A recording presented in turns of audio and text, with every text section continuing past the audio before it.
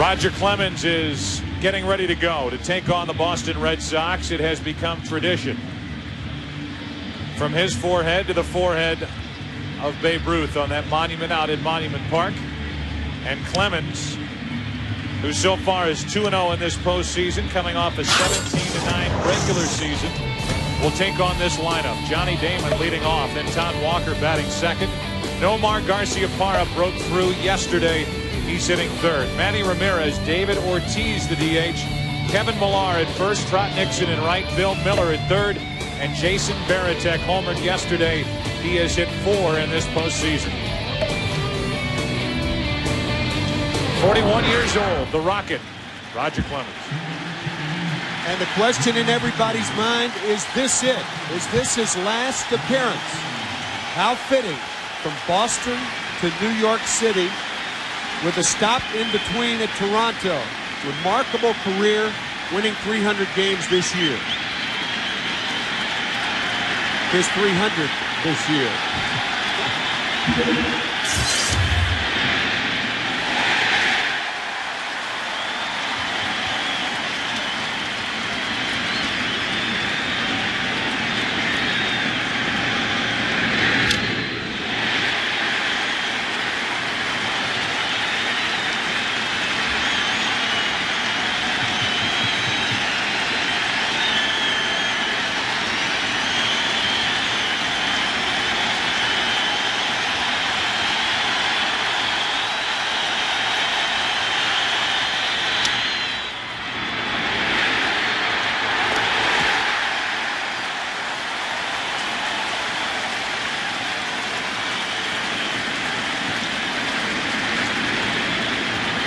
Damon retired on a routine ground out. Here's Todd Walker.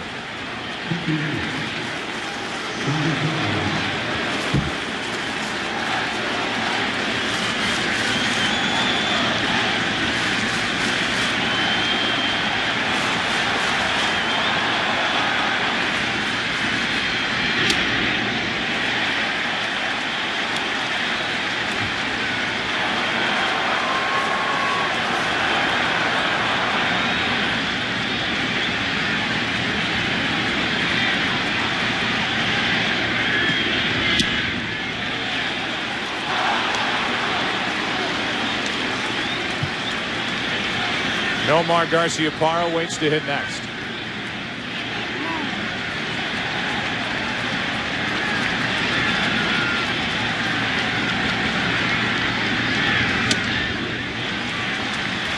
Three and 0 on Walker.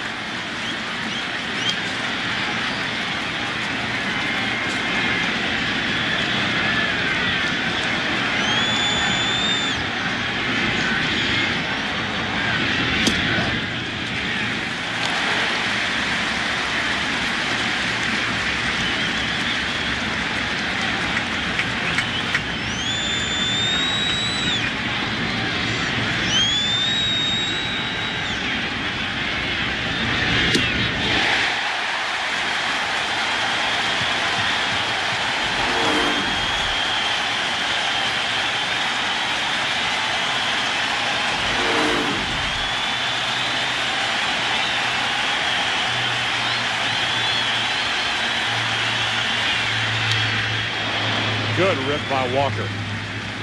Walker is a .400 career hitter against Roger Clemens.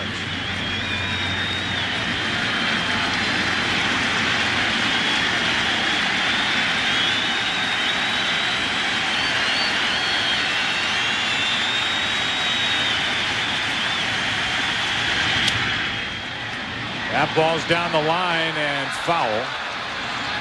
Walker started, stopped, didn't know whether to run or not. And he'll be back to the plate with a 3-2 count. May have to get a new bat. Jammed on this pitch.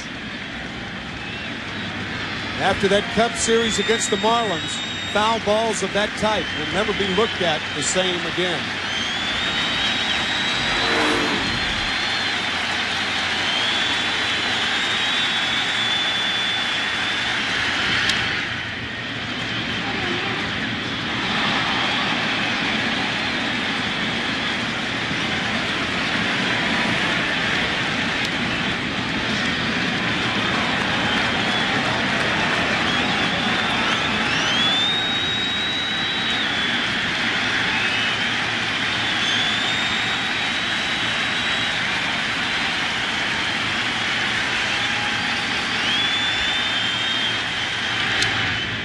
good at bat by Todd Walker.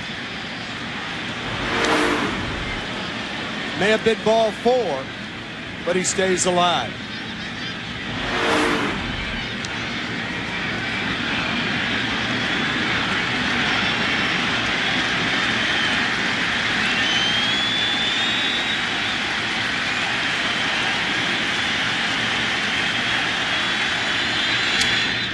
Into right center field for a hit. Bernie Williams cuts it off, makes a good play, and Walker is on with 1 out in the first inning for Boston. A 10-pitch at bat for Todd Walker. When Roger Clemens' fastball is down, he is easier to hit than when his fastball is up.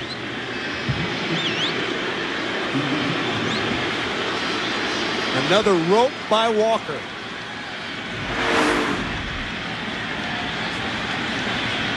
Garciaparra now. The combination of Millar, Miller, and Garciaparra 7 for 55 in this series coming into yesterday's Game 6. The trio combined for 9 hits. Garciaparra had 4 of them.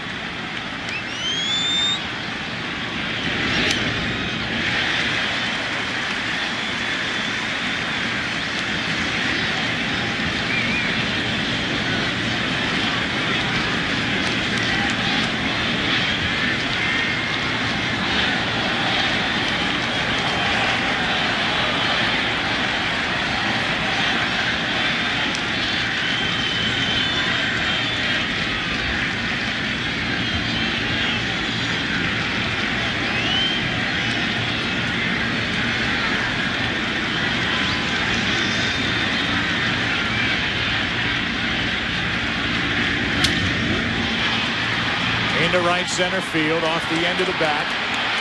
Garcia makes the catch and Walker tags and advances. Good base running. Runner at second, 2 out. Outstanding base running by Todd Walker. This is deep enough, Walker says, to tag up on. He read the height of the ball, realizing that Garcia had to turn, pivot, and make the throw. Very, very alert base running by Walker.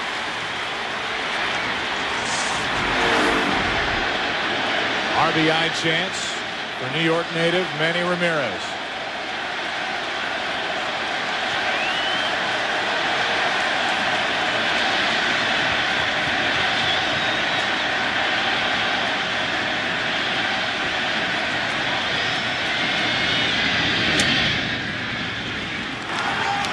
One thing I see with Roger is I don't think he's thrown a pitch under 94 yet, and these aren't all four-seam fastballs. He's cutting the ball, and to have that kind of velocity with cut on it, you know, his arm's feeling pretty good tonight.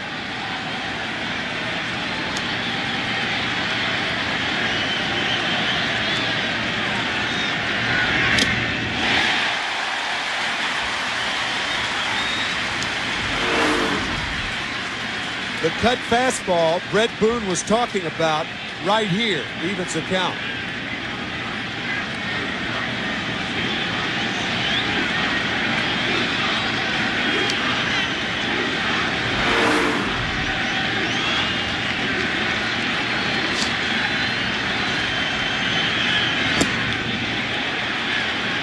Two balls and a strike.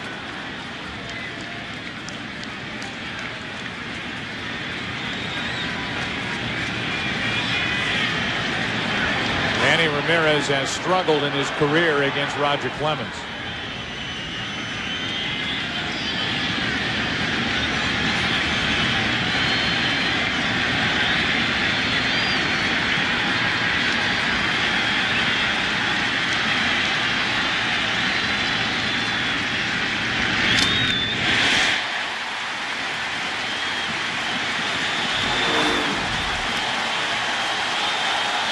You can almost see that ball sailing on Ramirez. There he went cutter for a ball, cutter for a strike, sinker for a ball, cutter for a foul ball.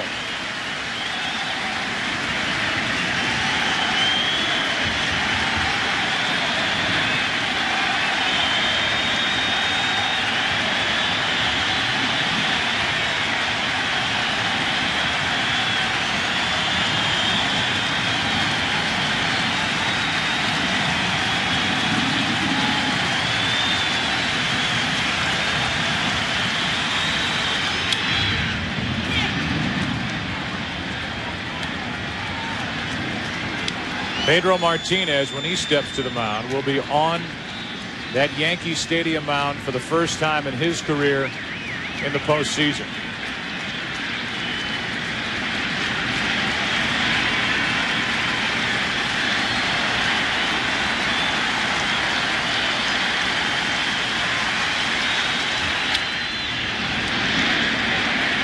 Clemens is through the first.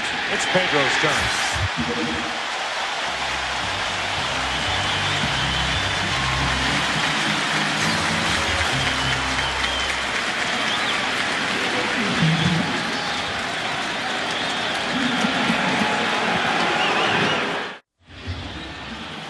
Pedro Martinez 1-1 in the postseason this year with the Red Sox. Will take on this lineup: Soriano, Johnson, and Jeter. Different look. Nick Johnson batting second. Where's Giambi if Jeter's hitting third? He's batting seventh as the DH. First time he's done that for Joe Torre. Enrique Wilson, who has handled Pedro Martinez, batting eighth. Kareem Garcia ninth. And here's Pedro Martinez.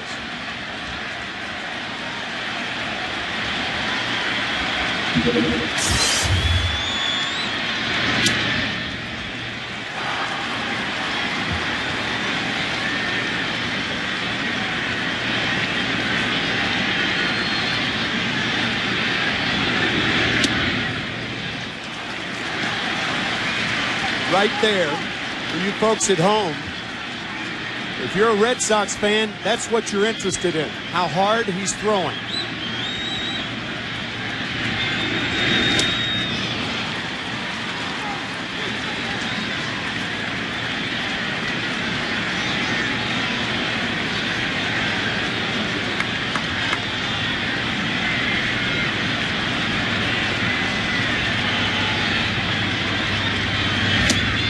One away.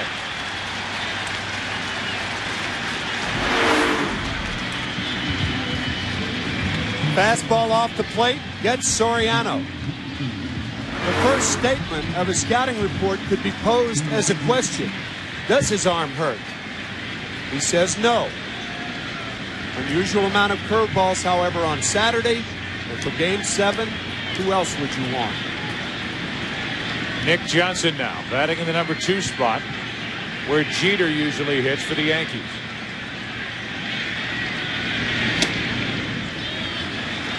I think you can look at how hard he's throwing and maybe say his arm isn't feeling good if he's hitting 88, 89. But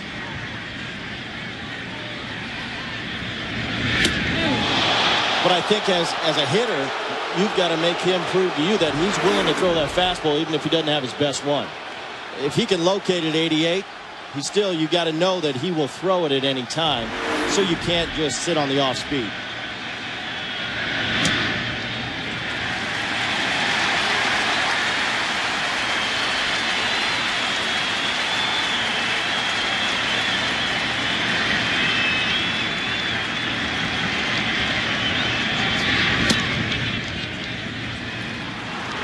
Three balls and a strike with Jeter on deck.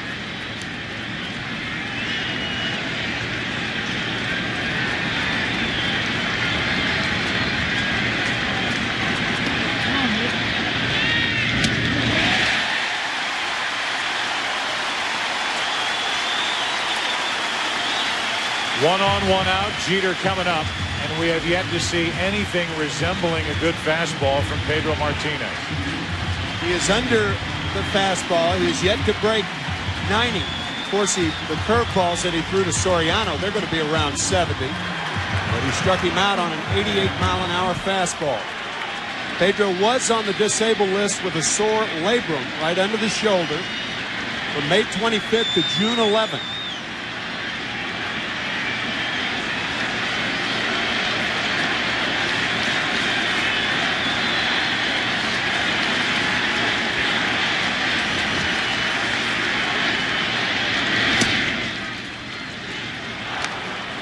Strike one.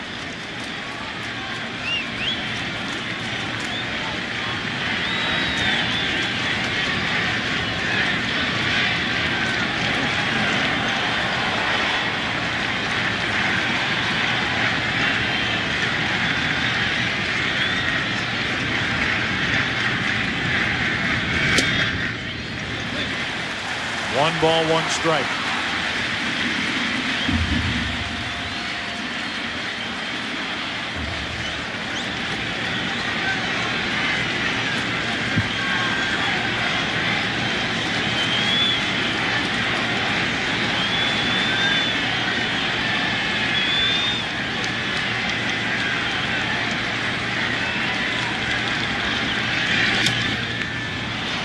Off the hands, Millar at first in foul ground, 2 out. And with a runner at first, 2 out, Bernie Williams will be the hitter. Watch how this fastball tails in on the hands of Derek Jeter.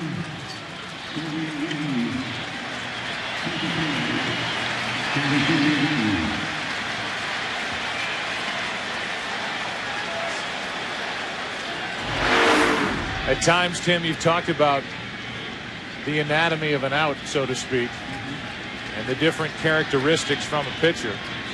And velocity is not always #1 on the list. Location, movement, and it looks like Pedro Martinez will have to rely on location and movement here tonight. Certainly movement to Jeter. Opposite way, base hit. 2 on, 2 out.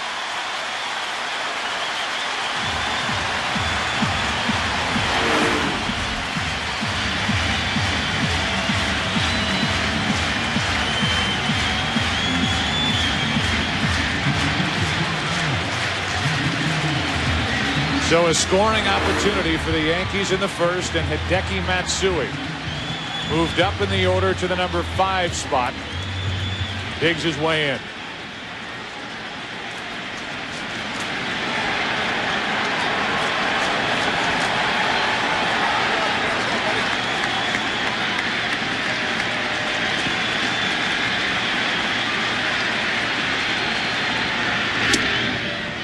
Strike 1.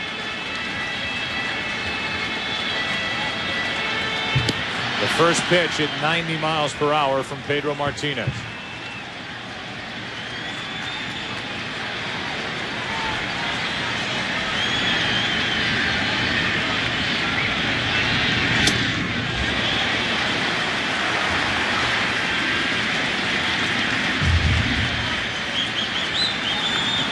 I would imagine Giambi was shocked to get to the ballpark and find his name on that lineup in the number 7 spot.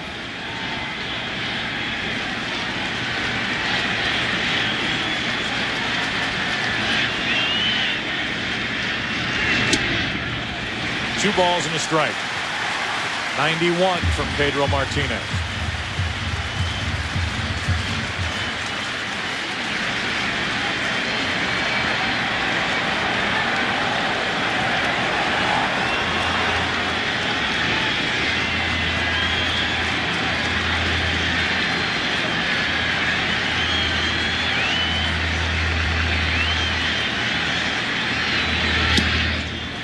On the outside part, 2-2.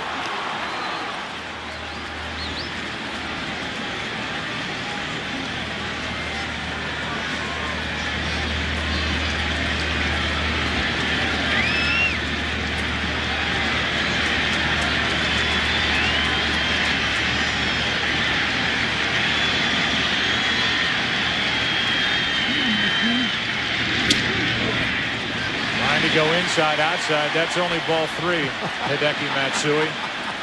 It's 3-2. Hideki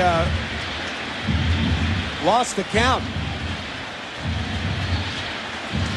That was a key pitch as Veritek out to talk to Martinez. Now the runners will be off. 3-2, 2 out.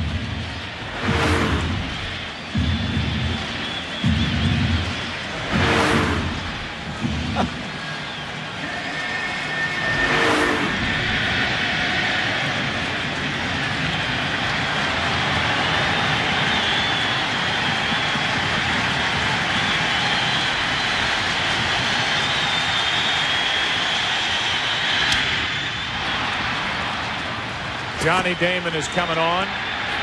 Roger Clemens, Pedro Martinez, each with a scoreless first.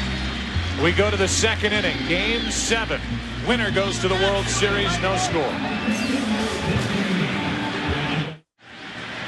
Roger Clemens in the first inning got around a 1-out hit. And now he takes on the middle part of this relentless Boston Red Sox lineup and starts David Ortiz with a strike. Ortiz the DH, then Kevin Millar at first and Trot Nixon in right.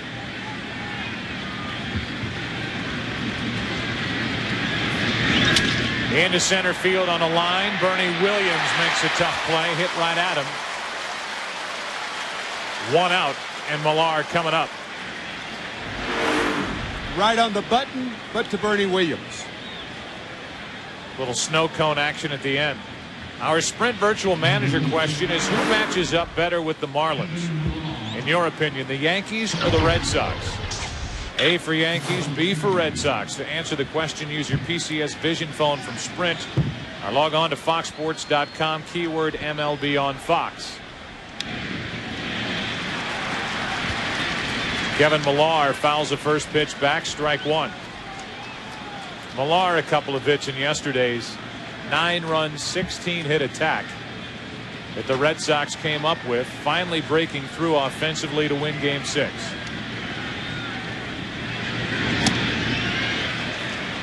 One ball, one strike. I wonder how the Marlins would vote. The Marlins watching this game from Chicago. Well, there are no restrictions. I mean, if they want to log in their PCS Vision phones from the airport, Terminal D, wherever they're watching in Chicago, they can feel free. Speaking from a player, I don't think the Marlins really care.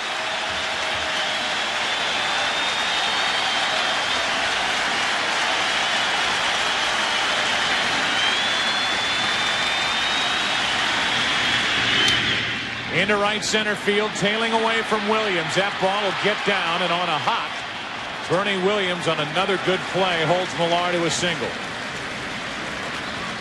1 on, 1 out. Trot Nixon is coming up.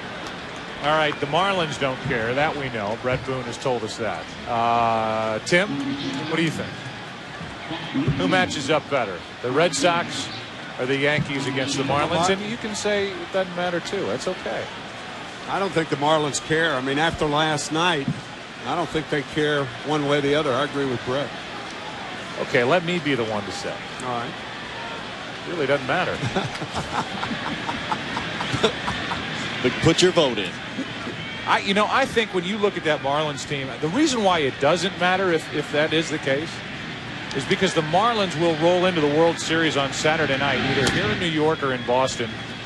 Please turn your phone off, Tim. I will. With so much confidence. They've got hitting up and down their lineup. They've got a starting rotation that's going to go in a little backward after the way things finished up at Wrigley Field, having to use Beckett in relief, and was he terrific last night? Unbelievable. They've got a bullpen with 2 guys who can close games. They've got speed. They hit for average. So maybe that is the answer, because I think they match up well against either one of these two teams. Speed's the key. Speed is the key that the Marlins have that neither of these two teams have. And the catchers in the World Series, be it Veritek or Posada, are going to have a lot of heat, and so are the pitchers trying to hold the runners close. Nixon into right center field. Did he get enough? Yes, he did. The Red Sox strike first. Trot Nixon, a home run to right center field. It's 2-0 Boston in the second.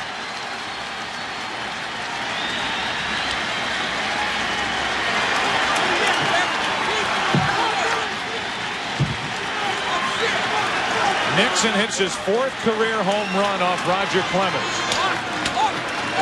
None bigger than that last swipe here in the second inning of Game 7.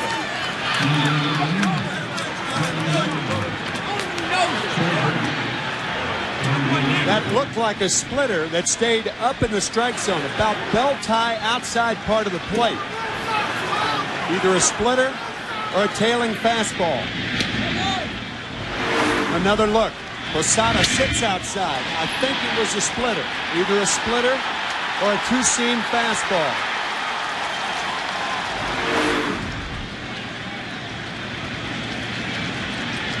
Miller now with 1 out takes a strike, and it's 1-1.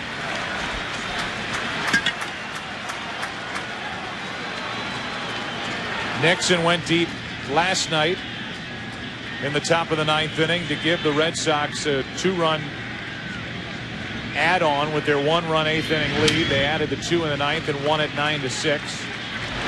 We go back to the home run.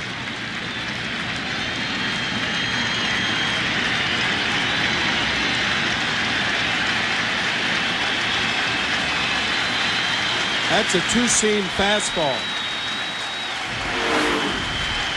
Here's a 1-2 pitch. Miller strikes out. 2 out.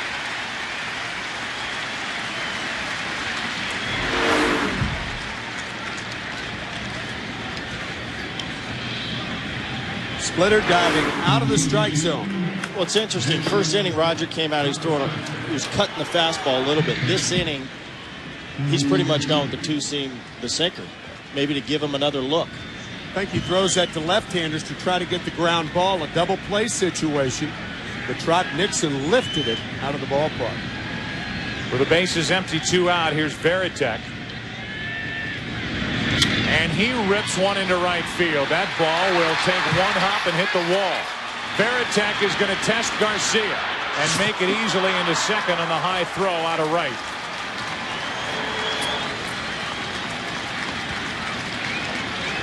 Often the number of outs determine whether to take the extra base or not. There are 2 outs, even though the ball's hit sharply and Garcia comes up with it quickly. Veritek testing his arm properly, and he overthrows Jeter.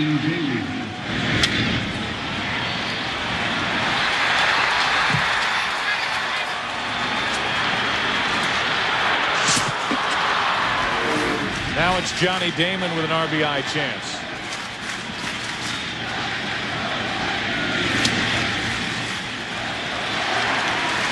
This packed house trying to rally behind Roger Clemens. We said it at the top, and I'm sure we'll say it again.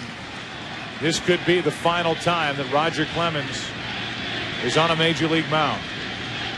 He said he will walk away at the end of this season.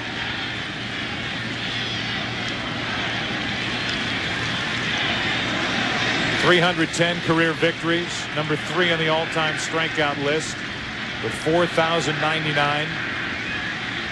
His 0-1 pitch. 1 ball, 1 strike on Damon. For Clemens, his 24th postseason start. He's 8-6 and 2-0 this year. But it all falls to this, a Game 7 here in the ALCS.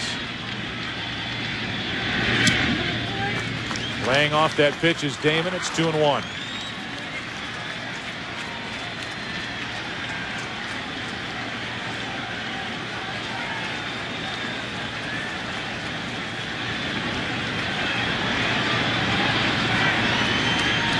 The 6-time Cy Young Award winner is ready. His 2-1 pitch to the left side for Enrique Wilson.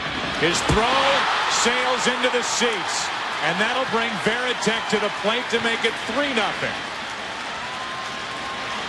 Wilson in the lineup for his bat against Pedro Martinez. Boone is sitting out, and Wilson throws it into the photographer's section behind first base for an error and a 3-0 Red Sox lead. Usually if you drop your arm when you're throwing, the ball will tail into the runner, as Wilson's did then. He has the type of motion, the throwing motion, where the ball tails. Certainly not the arm that Aaron Boone has. So another run by the Red Sox. And now red-hot Todd Walker steps in. He takes a ball, a 10-pitch at bat, his first time up for Walker, and he's singled into right field at the end of it. Now it's Damon at second, 2 out. In what is a 3-run second inning for Boston. 1 ball, 1 strike.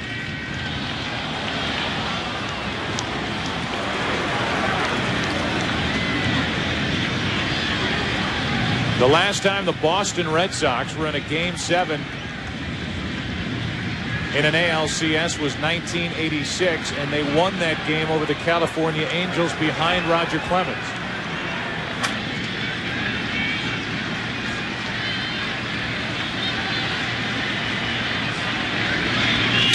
to the right side. Nick Johnson stays down on it, and the inning is over. But not before the Boston Red Sox come up with 3 runs. 2 earned, 1 unearned. Nixon goes deep. Boston strikes first. Pedro Martinez has a 3-0 lead. A swing and a miss for strike 1. Orville Redenbacher's popcorn start popping today. A swinging strike on Jorge Posada, and we're underway in the bottom of the second. It'll be Posada, Giambi hitting 7th, and Enrique Wilson. That misses. 1 ball, 1 strike. We did see a flash of that good Pedro Martinez velocity on that final pitch to Matsui with 2 on, 2 out in a long first inning.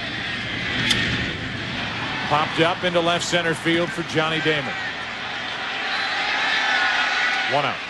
Well, it was the only time in the inning that Martinez hit 93 with the fastball. And that was the final pitch of the inning. Well, I think we get too wrapped up in velocity. I mean, if Pedro's hitting his spots, whether it's 89, of course, it would be nice for him to have his 95 and hitting his spots, but he can do it with the velocity he's got right now. I think you notice he's throwing more fastballs in the first 2 innings than he probably threw the whole last game. That was Saturday afternoon at Fenway Park as he misses inside, ball 1 to Giambi. And that was a day he didn't get wrapped up in velocity, and he lost because he was throwing too many curveballs and too many changeups. The 1-0. But the one thing Pedro is smart and knows how to pitch. No question about that. He can't come back out here and throw all breaking balls. This Yankee hitters are too good, and you can't get a team to know what you're going to throw, and they'll just sit on the breaking ball all night. The 2-0 pitch. 3 balls, no strikes. A 2-0 changeup that missed with Enrique Wilson up next.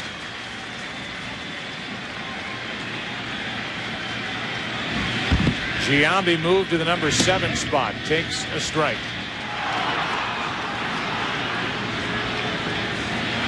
So far in this series, 8 out of 37. In the postseason, 1 home run. And that came yesterday. The 3-1. On the inside corner, 3-2.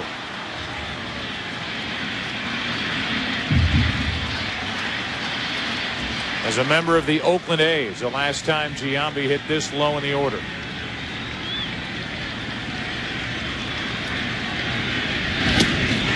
high fastball, and there's 93 miles an hour again. And if the Red Sox have proven one thing, the way to get Giambi out in this postseason, high heat, and Pedro Martinez gets it by his bat. After falling behind 3-0, a fastball, and a high fastball. Giambi's woes continue. Enrique Wilson, 7 of 8 against Pedro Martinez this season, 10 out of 20 in his career, leading into that Game 3 start when he went 0 for 4. This one down the right side, out of play for strike 1. Already Enrique Wilson has made his presence felt with a throwing error that led directly to a run. And his reaction in the dugout after making the miscue.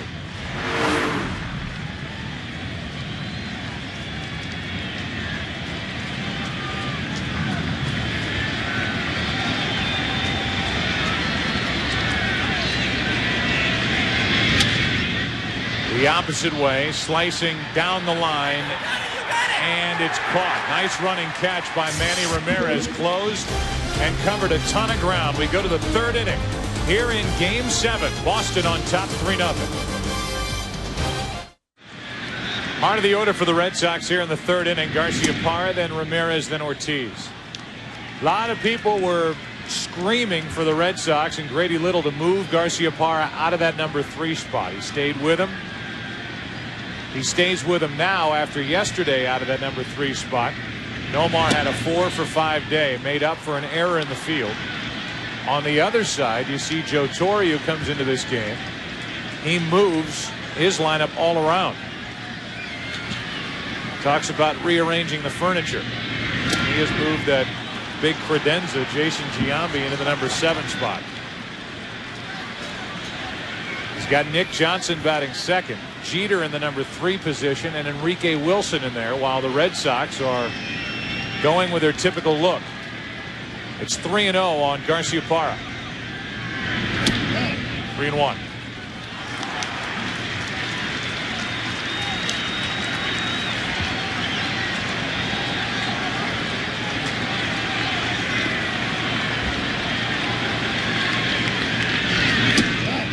Three and 2. And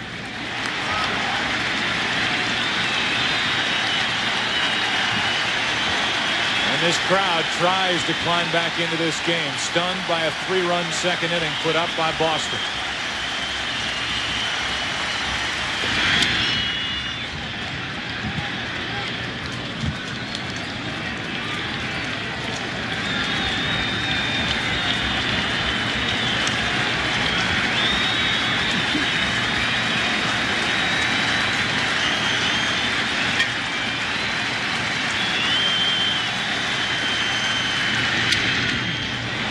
It was a 3-0 count, and Roger Clemens comes back to get Garciaparra. Manny Ramirez grew up in nearby Washington Heights. And a look back at a young Manny Ramirez, regarded by many as one of the greatest hitters to come out of this city. And he is back playing for the Red Sox, trying to get past the New York Yankees to get to the 2003 World Series. With 1 out, nobody on, a ball inside from Clemens. At George Washington High in 1991, 22 games, batting average of .615.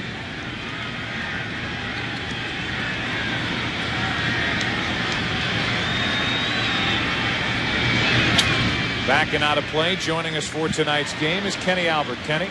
Joe, you mentioned Manny Ramirez grew up in Washington Heights, the site of a massive water main break this afternoon, which caused major traffic problems.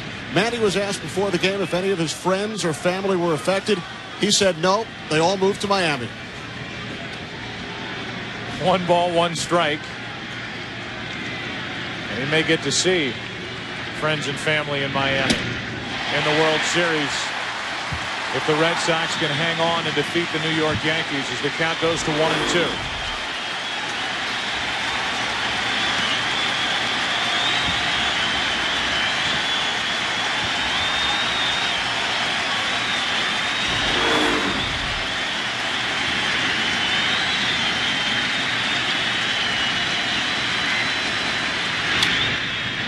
Into right center field. Kareem Garcia to his right as it tails back to him, 2 out. That was that cut fastball, something to which Brett referred earlier. And what it will do, it will cut off the fat part of the bat. That's how it tails out, and Ramirez hits it right on the end of the bat. And didn't get enough of it to drive it out to right field. That's a deception in that cutter. You think you're going to center it, and at the last minute, it'll sail on you about 3 inches. Now it's Ortiz. Big DH. It's a 2-hopper to Nick Johnson. This game goes to the bottom of the 3rd. It'll be Garcia, Soriano, and Nick Johnson coming up. Red Sox leading game 7, 3-0. Pedro Martinez back to work. It's 3-0. Bottom of the 3rd inning. Dealing with Kareem Garcia. Remember, Garcia was the one that was hit. Back of his shoulder. In the 2nd and 3rd situation in that 4th inning back at Fenway Park on Saturday by Pedro Martinez. A 1-0 pitch. Another pop-up. We've seen a few of those. That's into left center field. And it's Johnny Damon for out number 1. If you've been living under a boulder for the last week, this is what started the mess. This pitch up the direction of the head, which any hitter takes exception to, and Garciaparra was stunned that that happened in that situation. 2nd and 3rd. Nobody out at the time. That loaded the bases, and Pedro Martinez gave up what were the difference runs in the game in that 4th inning. Soriano was a part of it as he stands in with 1 out here.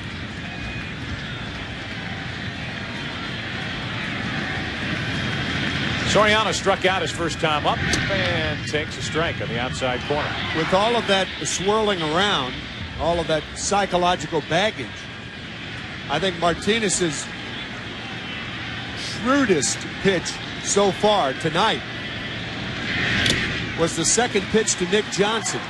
He knocked him back off the plate as if to tell the Yankees, listen, just because we had that brouhaha the other night, don't think I won't come inside on you. I hear that term all the time, sending a message. That was a message.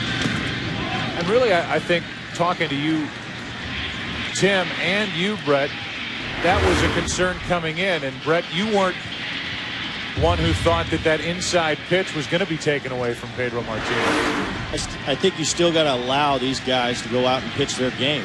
And that pitch right there, that wasn't close. That's part of the game. That's not up around the head. The 1-2 pitch, 93, but out of the strike zone. 2 balls, 2 strikes. Joe Torre talking before the game about a possible warning before this game started by Major League Baseball, by the umpires. And he said, I don't think there will be one, and it would be a shame if there were a warning from baseball. Is that breaking ball? And it's important to say breaking ball stays up and in. It's a 3-2 count now on Soriano. Everybody ooh and eyeing here at Yankee Stadium, at least all Yankee fans. It's just a curveball that backed up.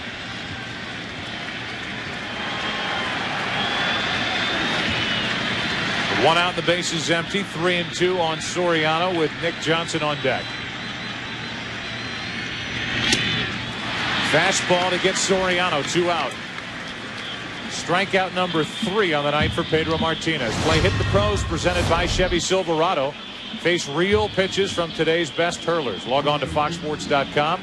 Keyword games, Chevy Silverado, it's the right truck.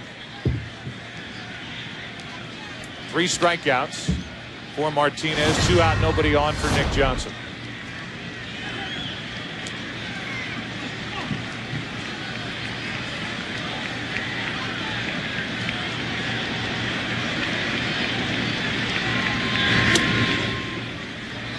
That's inside for ball 1. Kenny Albert, you met with the officials before this game. Any word about a pregame warning? Well, Joe, I spoke with Steve Palermo, supervisor of umpires, and he told me that no club personnel, not the managers, not the pitchers, were talked to by the umpires before the game. Steve emphasized Major League Baseball and Commissioner Bud Selig will not tolerate any of the extracurricular stuff that went on during Game 3, but they were not spoken to before the game. That's into right center and easy for Johnny Damon to his left. Another pop up, another one for Damon. Pedro Martinez is settled into a groove. We slip into the 4th inning. Game 7, Boston and New York, 3-0 Red Sox. And by Subway, good so you don't always have to be. Subway, eat fresh. Millar hits one to left field. That ball back into the corner, up and out. Home run Millar. It's 4-0 Boston as Millar gets his first of the postseason.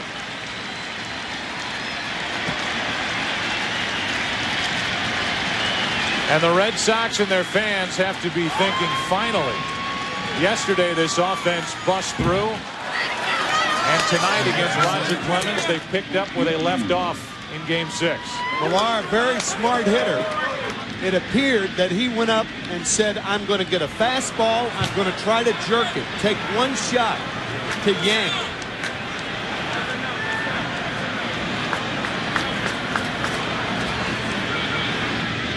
Now it's Trot Nixon, the number 7 hitter, who hit a 2-run home run his first time up. That was a fastball down the middle of the plate, right below the letters.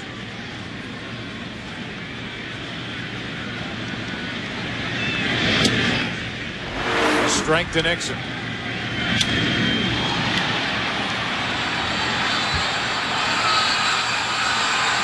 You could see Posada pound that mitt in anger behind the plate.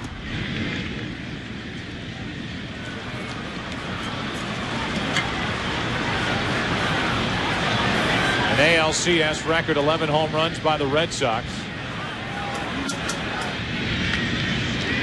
The top hitting team in baseball this season, and they're finally showing it here at the end of the League Championship Series.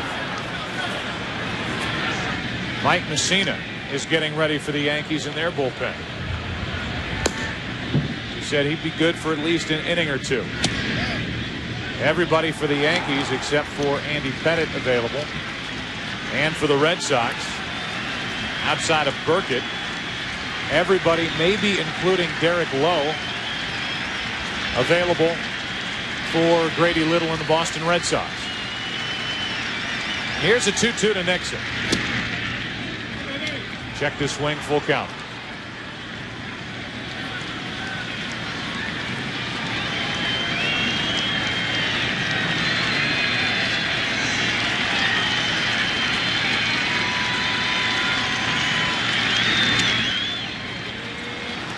Low for ball 4. First walk of the night. Roger Clemens has said he will walk away at the end of this season after putting up 17 victories during the regular year. He's 2-0 in the postseason until this. You want to talk about retirement? We asked Roger Clemens about walking away. They got the #1 reason why you should retire, and it's when the time when I knew it was time to retire is when the chance went from Rocket sucks to Dad sucks, Dad sucks. Then you knew it was time to go. So we haven't gotten there yet. You know, my boys are wanting to get in the batter's box against me a little more often now and take some cuts. So we're getting a little closer, but we're not just there yet. And there is no doubt that this is totally family driven. I mean, it has nothing to do with performances. You see a guy who tonight is struggling, allowing 4 runs on 5 hits, 2 home runs.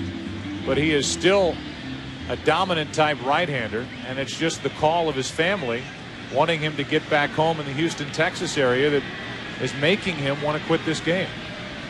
I think that, and you know, he's played this game for so long. He's been so successful. I think it's the family plays a big part, but I think it's the off season, the daily coming to the ballpark and what it takes to get on that field every day. That, after a while, mentally will get you. 1 on, nobody out, and a ball is a little bit low to Bill Miller. Miller struck out his first time. That's the only Clemens strikeout tonight. The visit by Stottlemyre was as much to talk about Clemens and what he's trying to do as it was to buy time for Messina to get ready. Miller slapping at it. 1 ball, 1 strike.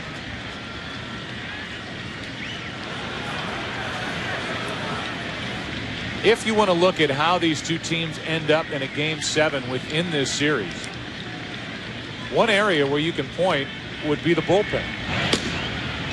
The bullpen for the Boston Red Sox has pulled it together in this postseason. And it's a big reason why this Red Sox team is in a position, if they win here tonight, to go to the World Series. Something that was an Achilles heel all year long. And for the Yankees, outside of Mariano Rivera, there are question marks throughout that bullpen. And yesterday, it became very apparent that if you don't have Rivera in the game in the late innings, Joe Torre is picking guys and hoping. And yesterday, the bullpen gave it up. Runner goes, hit and run. It works perfectly for the Red Sox. Nixon will go to third. The Red Sox doing everything right so far tonight. Have first and third and nobody out. Grady Little doesn't do it often, and it looks beautiful. One of the prettiest plays to see from high home when the wrong guy covers. The right guy if you're the Red Sox. Jeter moving over. Miller finding the vacated hole.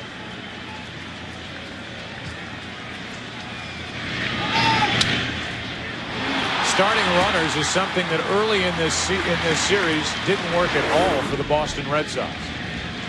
Here comes Joe Torre, and that is it for Roger Clemens. He is knocked out here in the 4th inning.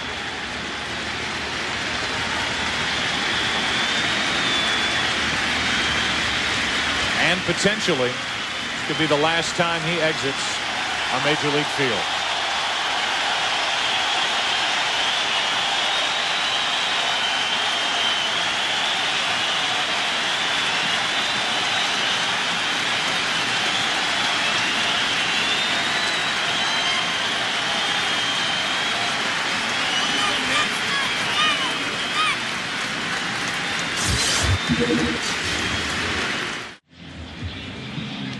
For the first time in his big league career, Mike Mussina is coming out of the bullpen. That's what's happened this postseason. An 0-3 record. He's lost twice in this ALCS. And he will try to stop this inning right here. It's 4-0 Boston, a chance for more. First and third and nobody out, with the number 9 hitter Jason Varitek at the plate. Mussina was last on the mound game 4 on Monday. He started and lost game 1 on October 8th. And here he is in game 7. Varitek.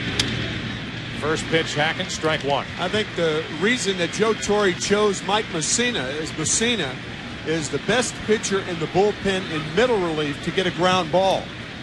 And that's what the Yankees are hopeful of right here. Middle infielders are in double play depth.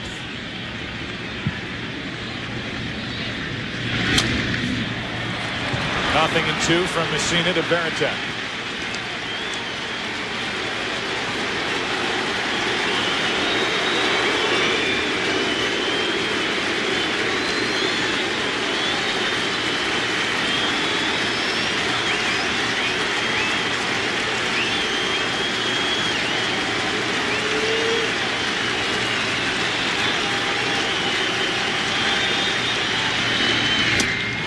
Big strikeout by the Yankee right-hander. 1 away. Derek Jeter, the captain of the Yankees, in to talk to Mussina now. This is a knuckle curve, tightly wrapped. You may see the Yankees pull their infield in now, because Johnny Damon's very tough to double. Play for the play at the plate. The lead runner is Nixon at third. The trail runner is Miller, who just picked up his 6th hit of this ALCS. And here's Damon, who's 0 for 2. Yep, the Yankee middle infielders are still back, double play depth.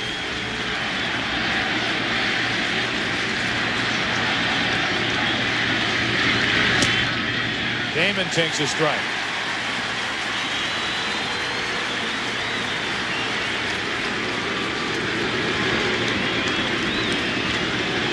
Mussina was quoted as saying, "All I can control," after pitching well in game 4 but losing, "all I can control is 60 feet 6 inches." That rubbed some people the wrong way, as if he were throwing blame on the offense for not coming up with more to support him. Right now, all he is thinking about, 60 feet 6 inches to try to keep it 4-0 here in the 4th inning.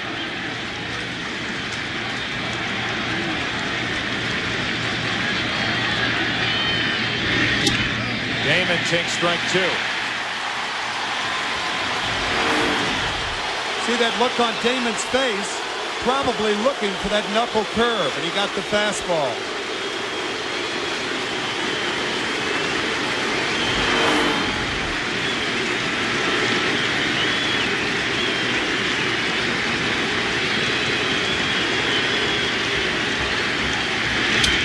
To the shortstop, Jeter.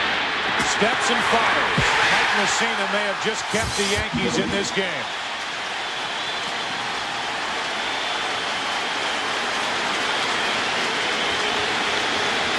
For 4-0 after 3.5. Pedro Martinez has a 4-run 4th inning lead. So far, Pedro Martinez has been outstanding. He's allowed no runs, 1 hit, 1 walk, struck out 3. And Jeter is first up.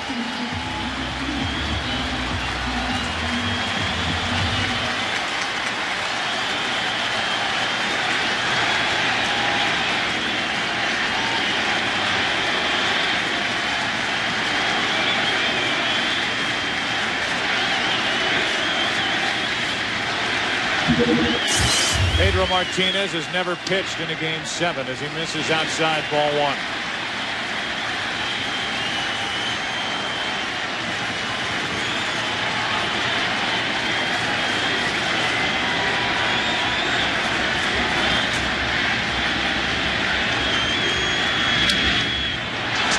That stays fair, and Miller a long throw. One away.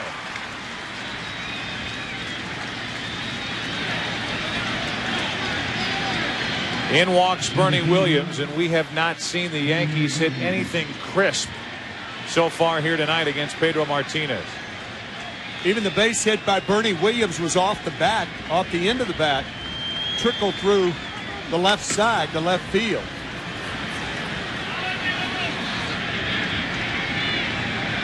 Red Sox, meanwhile, have centered quite a few off Roger Clemens, none off Messina, of course. With one out, Bernie Williams takes a strike. We have not seen overpowering pitching from Pedro Martinez so far, but we have seen excellent pitching and work from Pedro Martinez. Mixing it up, moving the ball around, keeping these Yankee hitters off balance as he misses inside with ball one.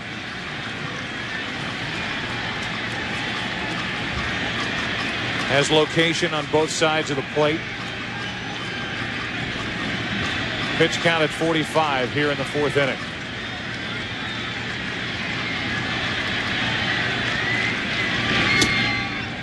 Missed his spot there as Varitek set up outside. It's 2-1.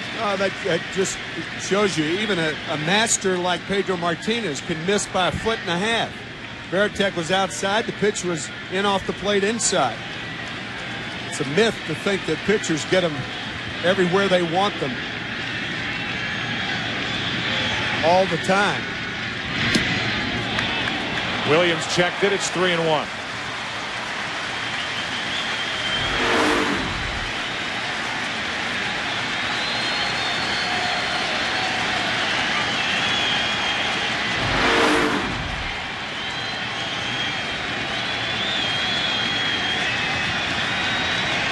Bernie Williams trying to reach for the second time tonight. On the inside corner, it's a full count.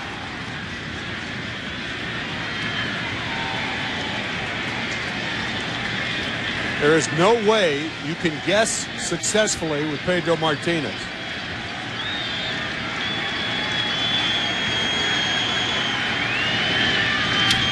Smashed with foul.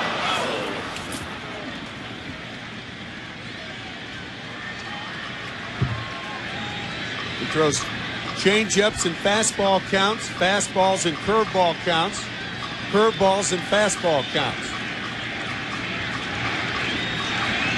There's no regular routine about his pitching pattern.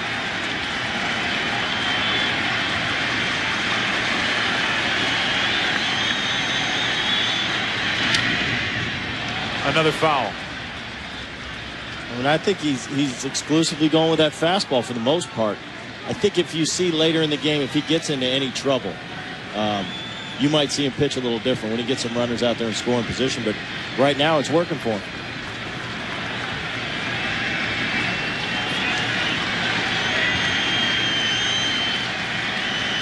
Another 3-2 pitch. Another strikeout for Martinez. 4 on the night. Tim, I know you were awfully anxious to see how Pedro Martinez would respond here in the Bronx at Yankee Stadium after what transpired in Game 3 on Saturday in Boston. To his credit, he has seemed to be able to put everything aside, go out, do his thing. He's focused. He's in control. And even with what happened on the field, between the white lines and outside the white lines in Game 3, he has been remarkable so far tonight. He's been able to do that throughout his career, to shut down all outside distractions, and he's never had more distractions than he had coming into this game. That ball is hammered to center and out of the reach of Johnny Damon. It's a 2-out double for Hideki Matsui, the Yankees' first extra base hit.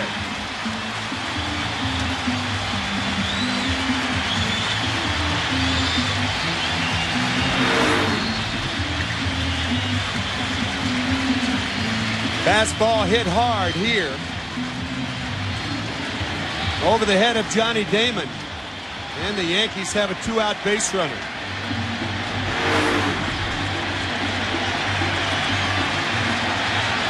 Now it's Posada.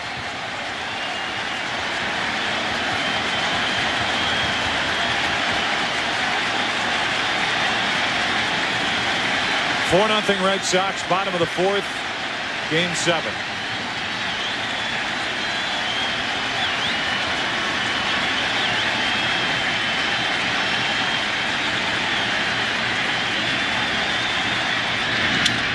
Hard hit, but Millar down on a knee, gets it to the bag, and the inning is over. The Yankees strand their third of the night. We go to the 5th. 4-0 Red Sox. Back after this from your local Fox station. Don Walker first up for Boston here in the 5th. He's the number 2 hitter, and he pops it into left.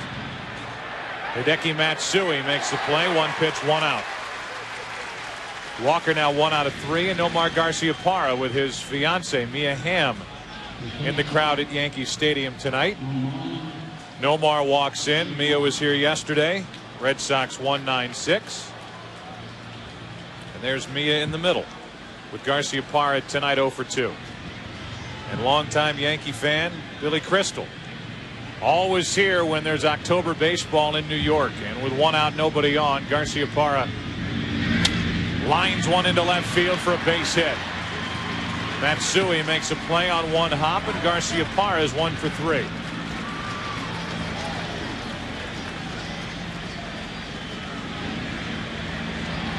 So Garciaparra is aboard, and Manny Ramirez walks to the plate. The minute Mia Hamm is shown, Garciaparra responds with a double to left. It's bound to work. Got to. It's got to work. Got to. 1 on, 1 out for Ramirez.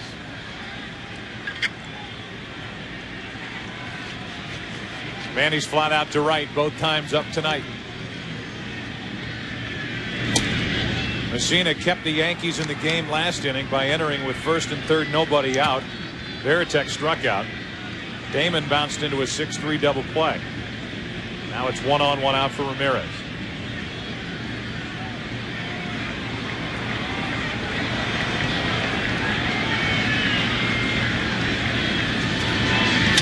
Another base hit. Ramirez goes the opposite way. Garciaparra holds at second. 2 on, 1 out.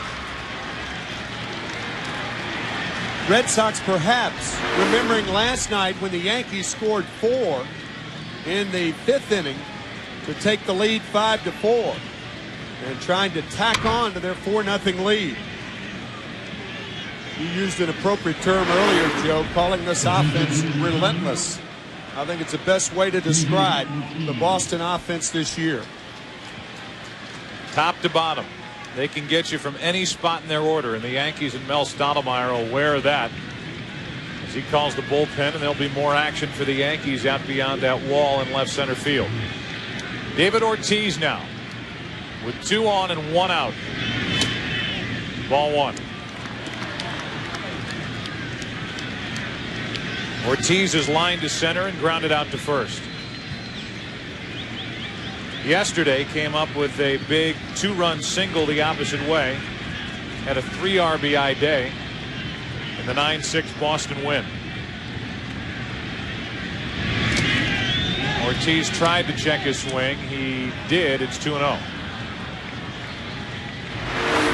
One of the few times that Messina would ask for a home plate umpire to check with the third base umpire, Darryl Cousins. It looked from that half swing that he did not go around.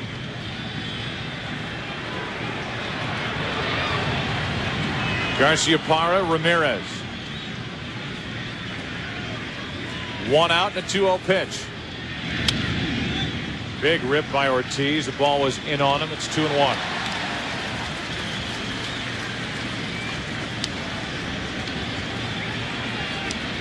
Kevin Millar, who this past offseason was initially part of the Florida Marlins. They tried to sell over to Japan. Got into some issues with a contract, and he ended up making his way to the Red Sox when they showed interest as Ortiz fouls it back and out of play. And if you want to look for a guy that's helped to change the attitude with the Boston Red Sox, Millar is right at the front of the pack, along with the guy at the plate, David Ortiz.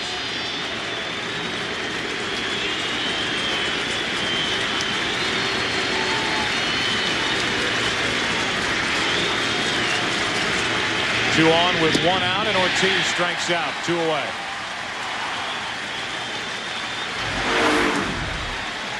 After coming inside 2 times, the split finger fastball gets David Ortiz. Kevin Millar in the 4th inning. Went after the first pitch from Clemens. And the home run, a look at it in mega slow-mo. Full extension.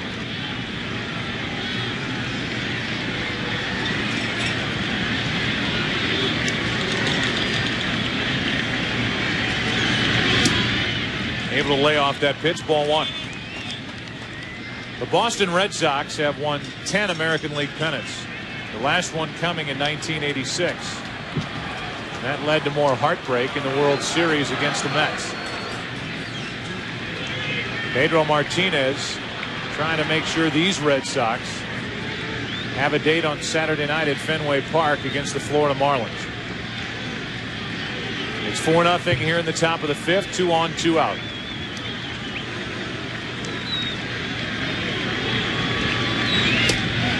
On the outside corner, 1-1. In that 86 World Series, Roger Clemens started Game 6. He came out after 7 innings, telling John McNamara, the manager of the Red Sox at the time, that he had had enough. A paper cut on the middle finger. And I said on Saturday night that Clemens had always said that he wanted to stay in the game. Not so, said McNamara. Strike 2 on Millar. I talked to John McNamara today, and 17 years after managing the Red Sox, he stuck to his story that he thought Clemens should have stayed in the game. Clemens started this game and made it into the 4th. Left with a score of 4-0. It's still 4-0 as Millar takes inside 2-2.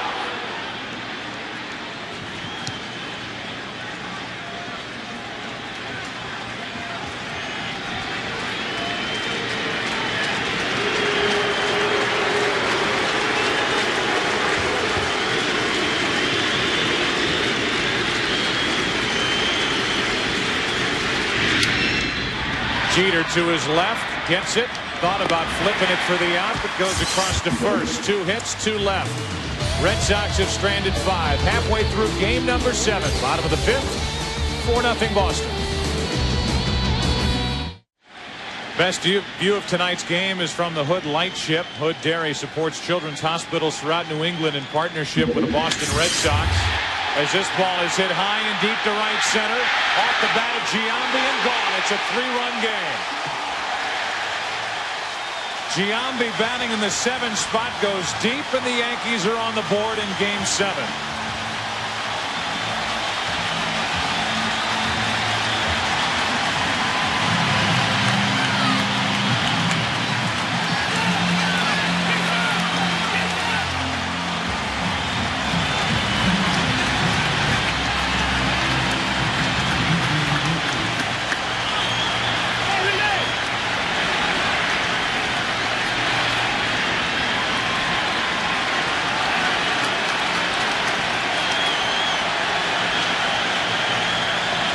Nobody on or out. Enrique Wilson shoots one foul down the right side as his bat shatters in his hands. If Kevin Millar went up there looking for a fastball to homer on, and he did, Jason Giambi went up looking for the changeup. He got it and puts the Yankees on the board.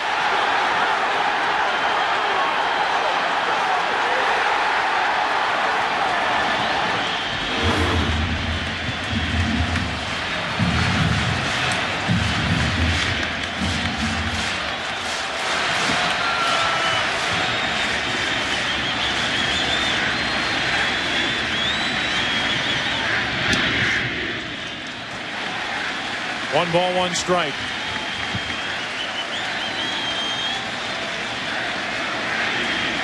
The home run by Giambi has awakened this crowd. Will it get the Yankee bats going as Enrique Wilson flies one to left? Easy for Manny Ramirez. 1 out. Pedro Martinez had gone 31 consecutive postseason innings without allowing a home run until Derek Jeter went deep in the third inning of Game 3, and now here tonight, another slow look as Giambi waited on that changeup from Pedro Martinez.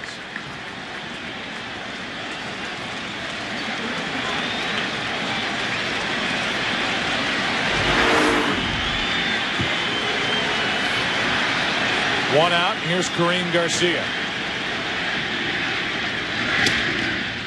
On the inside corner. There's Garcia, who is right on top of the plate. He isn't backing off. And Varitek and Pedro Martinez aren't backing off. They set up inside and got a strike in there.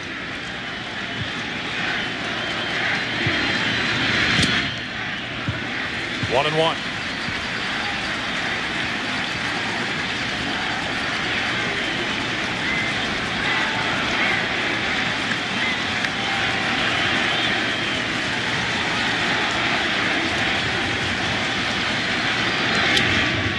Strike two. Along with a lot of other things, another remarkable thing about Pedro Martinez is how few home runs he gives up. Only 7 this year in 194 innings. 2 in this series with the Yankees.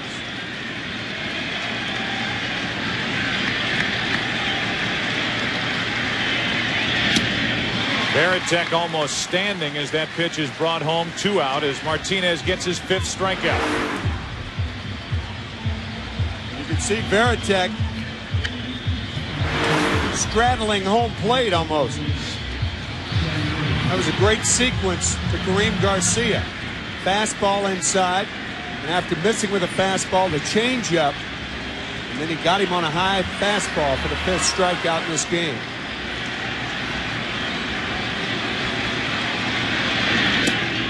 Ball 1 to Soriano.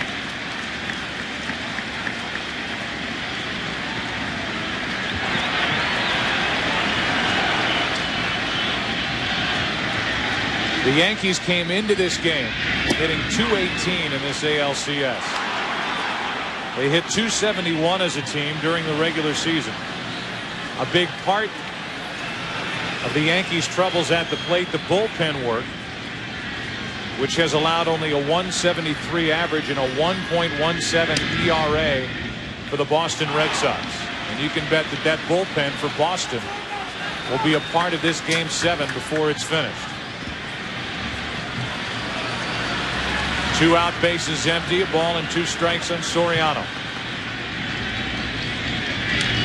Up to get it, the foul straight back.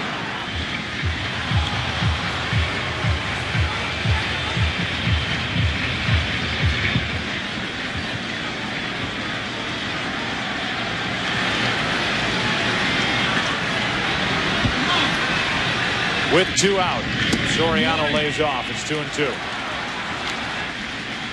You'd be hard-pressed to see a pitcher combine the feel of pitching with the knowledge of hitting any more than Pedro Martinez. Those 2 things make him several steps above the normal pitcher. That's on the inside corner to end the inning. That delayed strike 3 call by McClelland surprises Soriano and this crowd at Yankee Stadium. This woke them up for a moment. The home run by Giambi. The Yankees are on the board, but after 5, trail by 3. Mike Messina relieved in the 4th. Got around 2 hits in the 5th and starts Trot Nixon with strike 1. It'll be Nixon, Miller, and Varitek, the bottom 3 for the Red Sox here in the 6th. Up 4-1 in Game 7. The World Series will start on Saturday night, either at Fenway or here at Yankee Stadium. No balls, 2 strikes. The Red Sox came in here yesterday and with a matchup of Andy Pettitte against John Burkett and a slew of relievers out of each bullpen, came away with a 9-6 win to force Game 7. And as the scoreboard reads 10:01, here we are in the top of the 6th inning with the Red Sox up 4-1. Nixon went one away.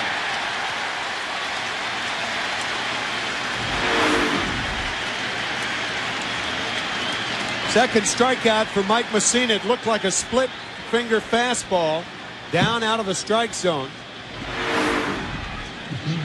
Most swinging strikeouts at splitters on balls out of the strike zone. Bill Miller now with one out, nobody on. Miller singled as part of a hit and run back in the fourth inning. That prompted the pitching change. Clemens was finished and Messina came in to bail the Yankees out of further trouble. Strike one on Miller.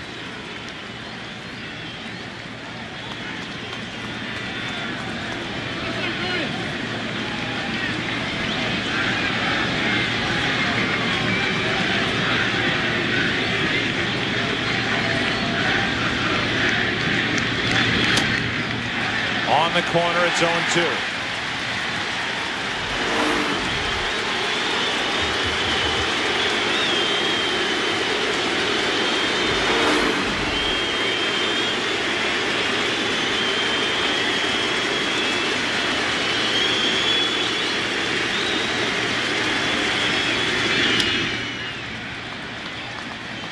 The Red Sox this season are 4-0 in October when facing elimination.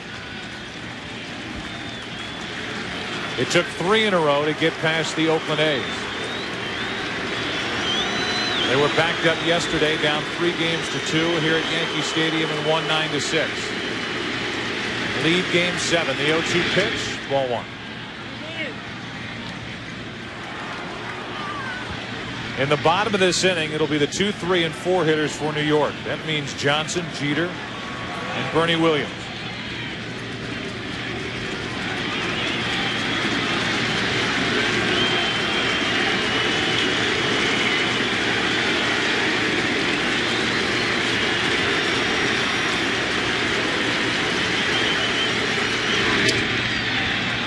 Two and 2 on Miller. Joe Torre's been around since 1996 managing these Yankees. 6 times they've been in the ALCS, and this is the first time they've been pushed to a game 7.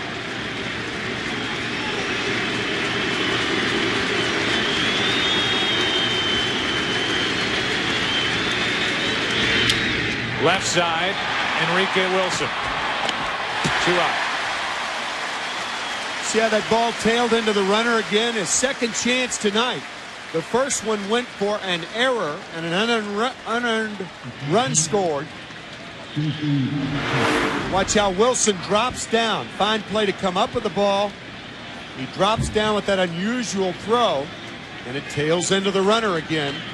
This time Johnson comes up with it. Now it's Varitek who's doubled and struck out.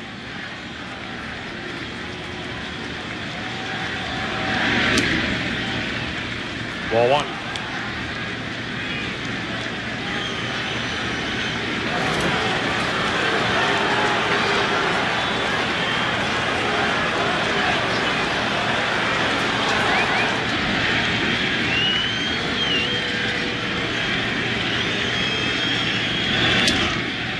On the inside corner, ball and a strike.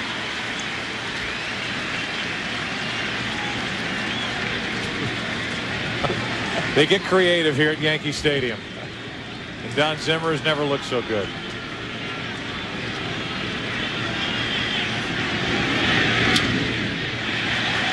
Varitek now set up at a ball and 2 strikes.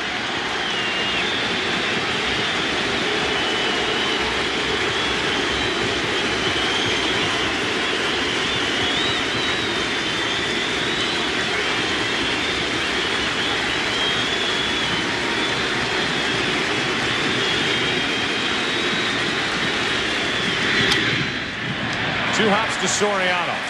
What a job Messina's done so far for the Yankees out of the bullpen. What a job Pedro Martinez has done on the mound for the Red Sox. Bottom of the 6th inning. 4-1 Boston. Beautiful night in New York. The temperature has gone up from yesterday. The wind has died down. And Pedro Martinez misses. with ball one outside to Nick Johnson. Johnson, Jeter, and Bernie Williams. In for a strike. Yesterday the wind was such a factor, and it definitely aided a couple of balls hit by the Red Sox in the top of the seventh.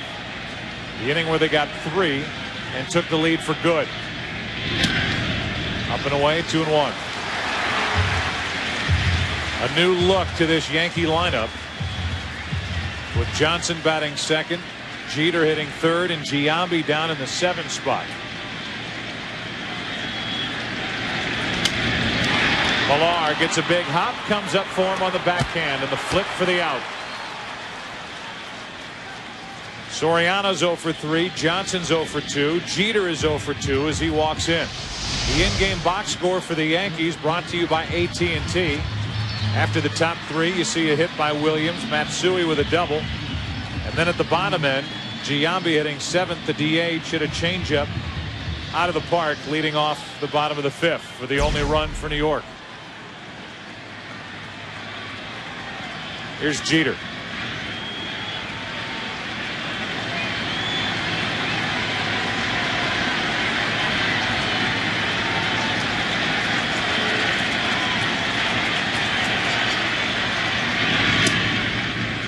Outside for ball one. I think that's a luxury Joe has with his Yankee lineup. You've got so many of these hitters that are good hitters and can hit at different parts of the order. So that's a luxury for him. If he wants to mix it up, he's got a lot of guys that can hit in different spots and do the job. A 1-0 pitch is fouled out of play into the upper deck. 1 ball, 1 strike. But it is a difference between these two managers. Grady Little stayed with an order that wasn't working, at least producing a ton of hits and runs early in this series. They finally broke free yesterday, and Joe Torre moving pieces all around, and tonight 1 run on 3 hits against Martinez. A 1-1. 1-2. Well, I think also, Grady went with pretty much the same lineup all year, whereas during the course of the season, Joe had changed his lineup up quite a bit. He had Bernie hitting second for a while, Bernie hitting 6th for a while. We all know the past 3 or 4 years, Bernie's been in that 4 hole. But it's something that he didn't just change in the postseason. He's done it throughout the course of the year, and I think that's the difference. With a count 1-2. Jeter takes it just outside, 2-2. The reason Torre had to change, because change was the MO of the Yankees all year. 20 different relievers, outfielders to and fro. The Mondesi trade, David Gallucci coming over, Kareem Garcia. Jeter strikes out, and that's strikeout number 7 for Pedro Martinez. Saturday, the Fall Classic returns to Fox at 7:30 Eastern, 4:30 Pacific, when the winner of this game hosts Florida in Game 1 of the World Series. Sports' biggest month of the year continues Saturday only on Fox. You mentioned the different relievers, Tim. Those different relievers and guys that were added literally down the stretch for this Yankee team in their bullpen. Guys like Heredia, Gabe White, reacquiring Jeff Nelson. Contreras used in the bullpen down the stretch. At times during the season, he was a starter. Jeff Weaver was a starter for most of the season. Now he's in the bullpen. The only guy that was out there at the start of the season is, of course, Mariano Rivera. Otherwise, changing parts all year, and it continued right up to the postseason. Bernie Williams flips one into right. Trot Nixon waits for it. And the Yankees 2, 3, and 4 hitters go in order. Pedro Martinez doing his thing, working his stuff. After 6 at Yankee Stadium, still 4-1. Back after this from your local Fox station. Felix Heredia comes into the action and throws a fastball for a strike over the outside corner. Here's another example of a guy who was added late, claimed off waivers from Cincinnati at the end of August. Another strike. It's 0-2. The one left-hander the Yankees had in their bullpen all season not even active for this series. That's Hammond. With Jeff Nelson getting loose for New York. Damon stays up there. Both teams will empty their holster for this game. Johnny Damon with only 1 RBI. 1. And it was a game winner last night with the bases loaded. A walk on 4 pitches from Felix Heredia. And the Red Sox added the 2-run home run by Nixon, and that was it. The 0-2. Damon up there battling, trying to find a mistake by Heredia. After Damon, it's Walker and then Garciaparra.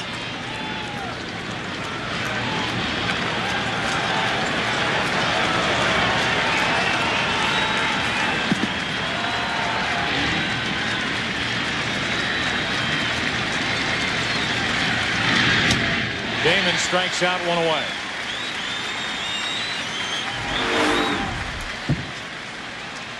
Felix gets Damon with the fastball.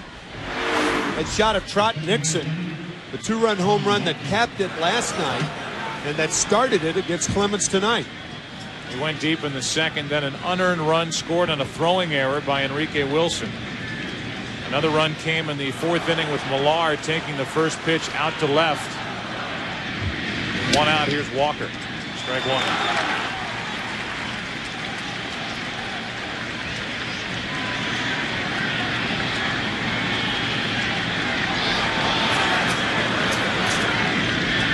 Right-handed bats to follow, so this could be it for Heredia with the lefty Walker at the plate.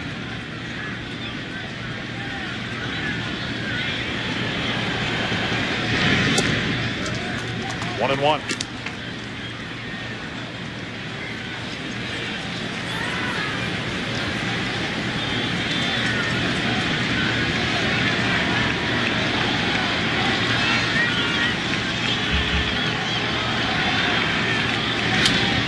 Walker pops it up.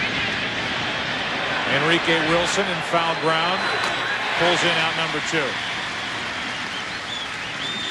Our Sprint Virtual Manager question was, who matches up better with the Marlins, the Yankees or the Red Sox? And your answer, 63% the Red Sox.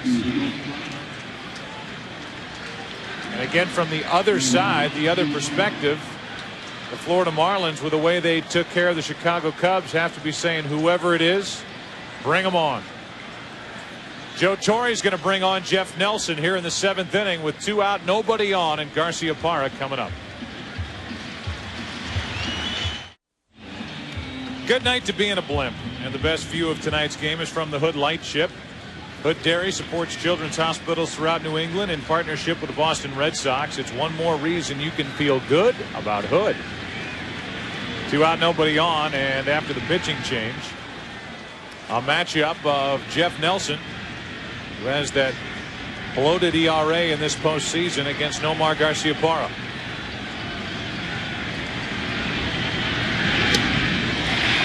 Nelson allowed a run yesterday in an inning and a third. Joe Torre yesterday, when Andy Pettitte could go only 5, brought in Jose Contreras, hoping to get 3 innings out of Contreras. Got only an inning and a third. And then the procession out of the bullpen for the Yankees began with Heredia, Nelson, Gabe White. And the Red Sox came up with a 9-6 win.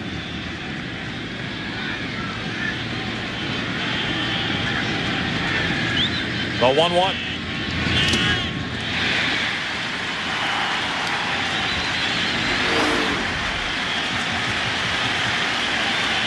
Three sliders in a row from Nelson.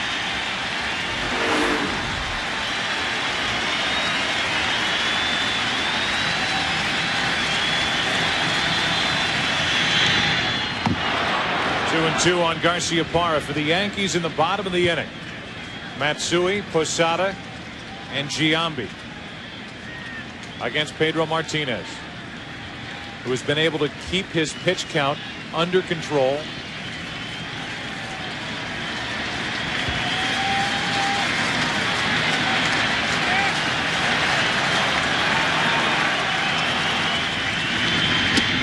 Garciaparra strikes out.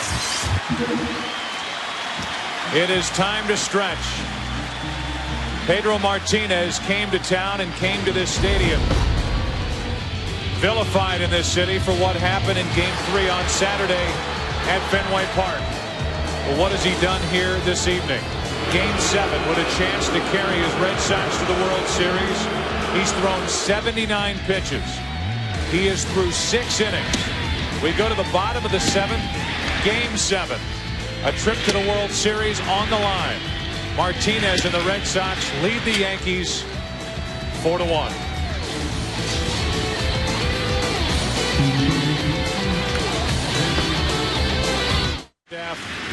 A true champion, and he left here in the 4th inning. Mike Messina did a terrific job picking up. Heredia and Nelson got through the top of this 7th. But the story, the matchup between Pedro Martinez and Roger Clemens coming in. And clearly Pedro Martinez has had the better of this duel. 6 innings, only 3 hits, the home run by Giambi. He struck out 7. His pitch count 79. And he will work the bottom of this 7th inning with Matsui, Posada, Giambi coming up, and David Wells gets loose for the Yankees in their bullpen. The winner of this game moves on to the World Series on Saturday night. Joe, you and I and Brent were talking about this the other night, about whether Pedro Martinez, if he retired, would he go to the Hall of Fame? After looking at that right there, Sandy Koufax, Pedro Martinez, their career averages, the answer is a definitive yes. You could also slide Clemens' picture next to Koufax and talk about a guy who went out on top. Koufax, who left with an arthritic pitching elbow, as Matsui hits the first pitch to second. Picked up by Walker. Wide throw, but out. 1 away in the bottom of the 7th inning. Koufax left as a 30-year-old off a 27-9 season with a 1.79 ERA. Now you're talking about a 41-year-old in Roger Clemens, but a guy who still clearly is one of the game's more dominant right-handers. And when this season comes to a close, he has said he will spend time with the family and not come back to Major League Baseball. Here's Posada with 1 out, nobody on.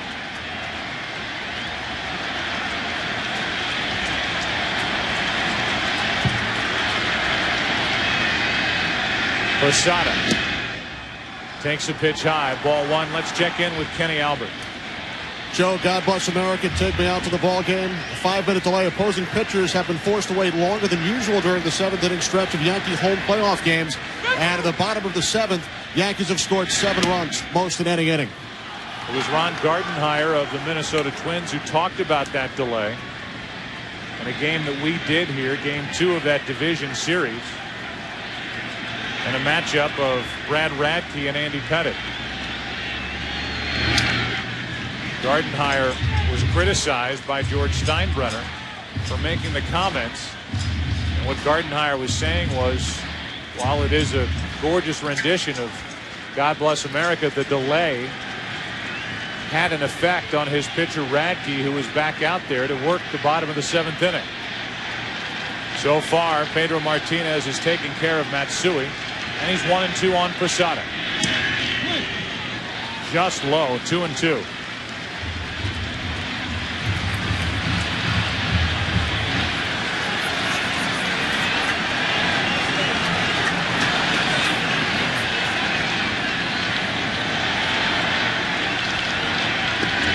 Now 3-2.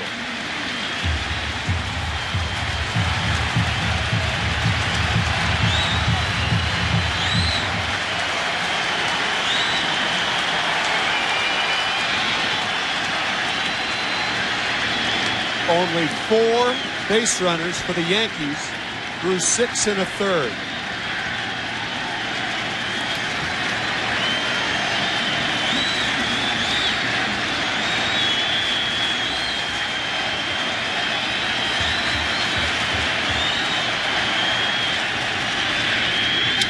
Posada into right center field. Damon on the move. 2 out. Hard hit, knuckling, and it died in right center field for the 2nd out in the 7th.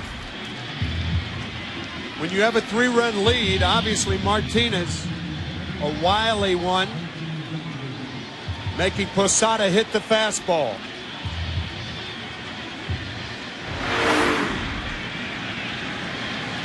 With the bases empty, here's Giambi.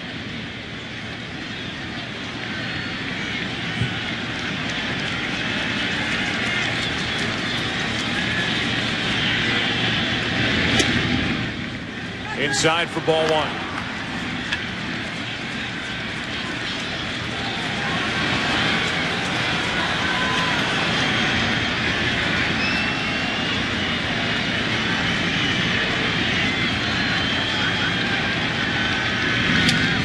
Off the hands, jammed Giambi. It's 1-1.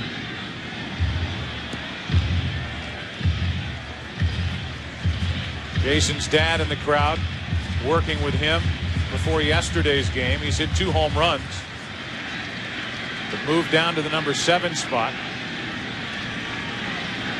by Joe Torre before this game 7. A 1-1. Strike 2.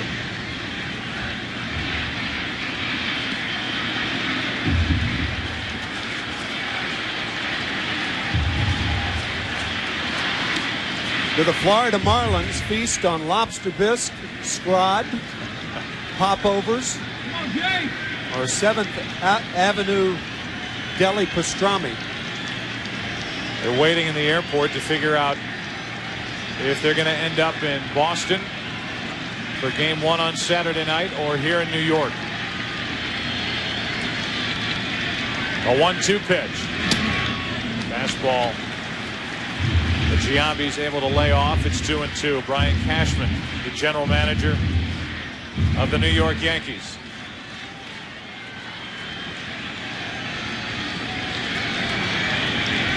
Pedro Martinez has struck out 7, walked 1.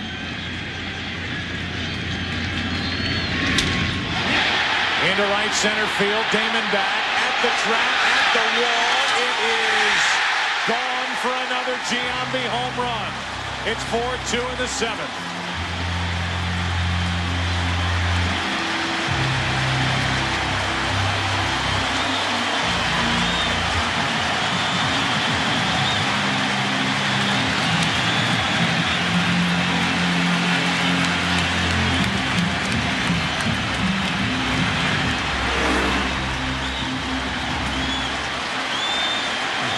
Change up the first time, a fastball the second time. About 5 minutes before game time, Brett Boone looked at me and said, I would imagine Jason Giambi's pretty upset. Right or wrong? Yeah, I don't know how many times Jason's been out of the 3 or the 4 hole. I think he understands, and at this stage, you're in the postseason, you're worried about one thing, getting to that next step, and that's the World Series, but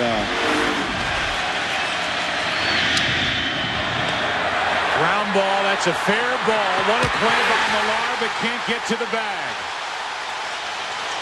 The inning continues.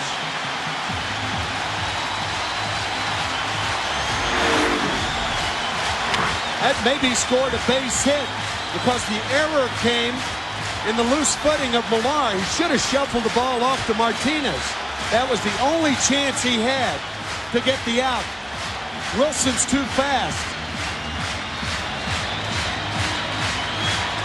Martinez was there. Millar tried to take it to the bag, lost his footing, and it's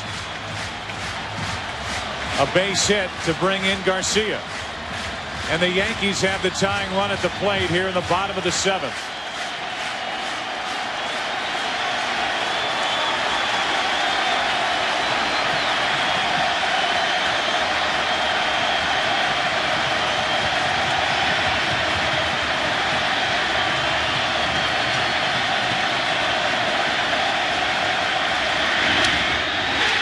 Another hit.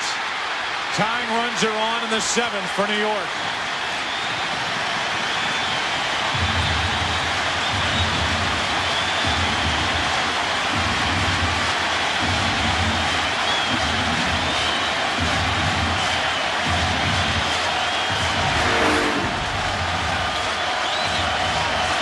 Three hits in a row here in the 7th inning.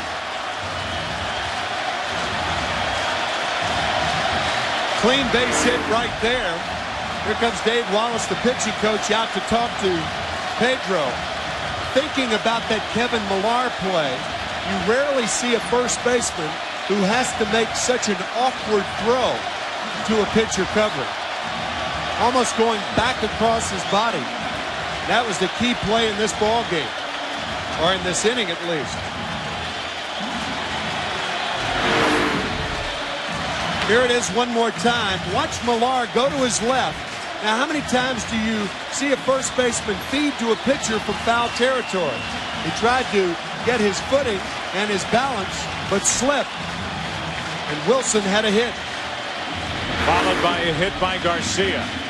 And now it's Soriano, who has struck out 3 times tonight. With runners at first and second. 4-2 Boston, bottom of the 7th.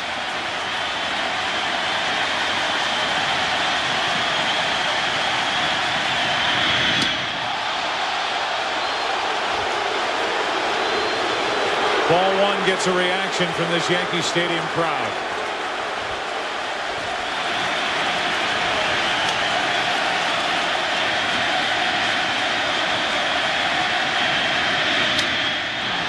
That's foul.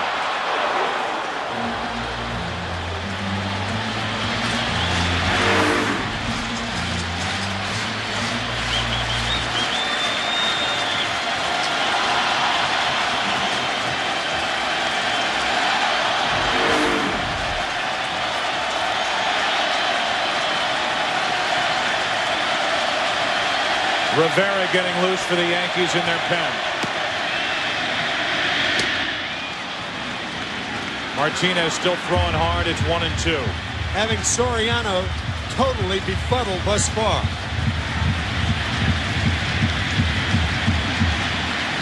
.38 home runs during the regular season. None so far in the postseason for Soriano.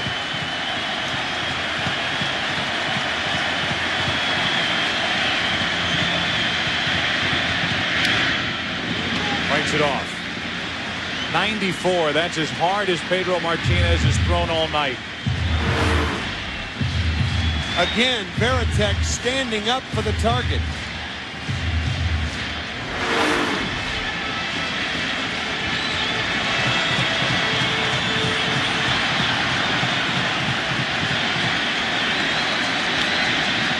.98 pitches on the night for Pedro Martinez.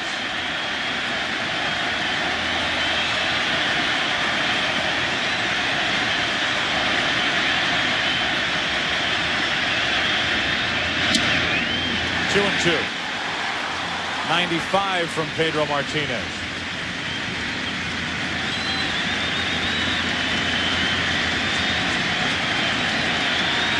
First couple of innings, he was throwing a fastball up there at 88, 89.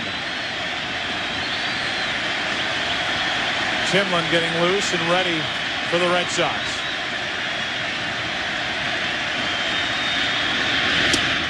For the 4th time tonight, Soriano has struck out. Pedro Martinez gives up the home run to Giambi, but strands 2.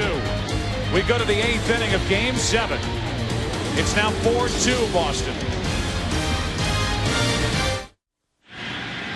It is the 8th inning of Game 7. It's 4-2 Red Sox over the Yankees. Nelson back to work. And Manny Ramirez takes the ball. Talk about the presence and the impact of Garciaparra. While they met on the mound, Garciaparra winked to Pedro Martinez to calm him down. The strikeout followed, and then a hug in the dugout from the Boston shortstop to tonight's Red Sox starting pitcher, Pedro Martinez. 2-0 from Nelson to Manny Ramirez. A wink and a hug. That's what we all need, Joe. Well, that's what Pedro Martinez got from Garciaparra, who doesn't play that media game. He's not a guy that's going to give you the cute quote. Neither does. Pedro Martinez certainly doesn't. But you cannot emphasize enough what Garciaparra means in this lineup. His spot in the number 3 position, the batting order, what he does defensively.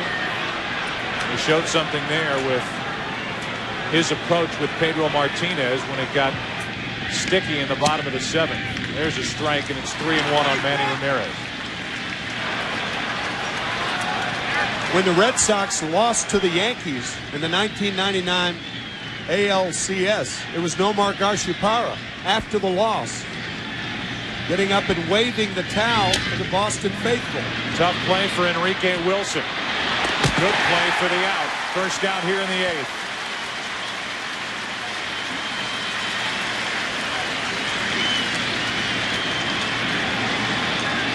Now David Ortiz, and this crowd will get a kick out of seeing David Wells come out of the bullpen. 3 of the starters for the Yankees appearing in this game. First Clemens, then Messina, and as Nelson is gone, David Wells is coming out of the pen.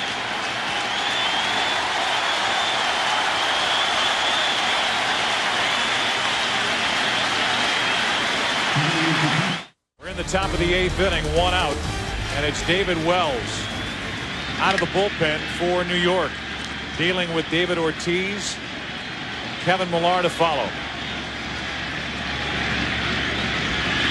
2 starts, 2 wins for Wells as Ortiz gets into one to right.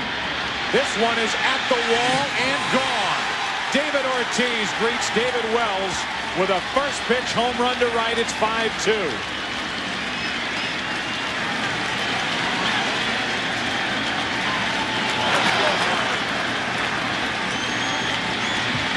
A hanging curveball right around the belly button.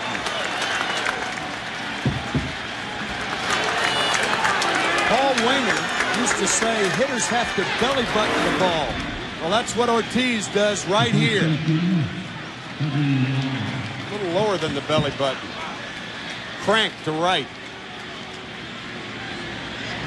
3rd home run of the night by Boston, and for David Ortiz, his 2nd of the postseason. Jeter to his right, surrounds it and throws to get Millar. 2 out.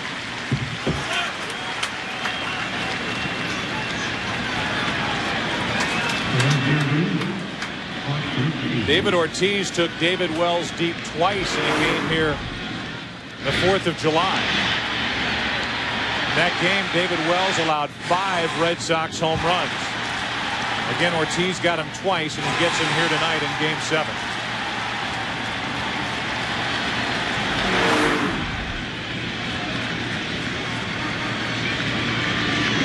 This is the 26th meeting between these 2 teams this season. And as the Boston dugout reacts, of the 25 played so far, the Yankees have won 13, the Red Sox 12.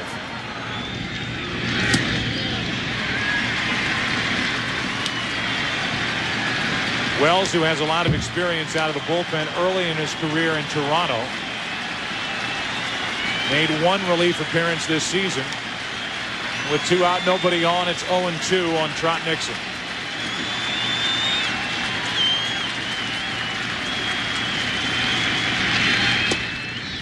Ball 1.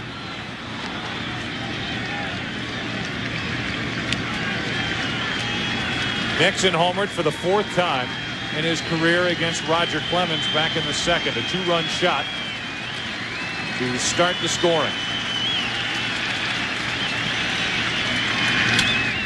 This one is straight up the chute. Shallow center field for Jeter. And we go to the bottom of the 8th inning. A home run by David Ortiz gives Martinez that run back.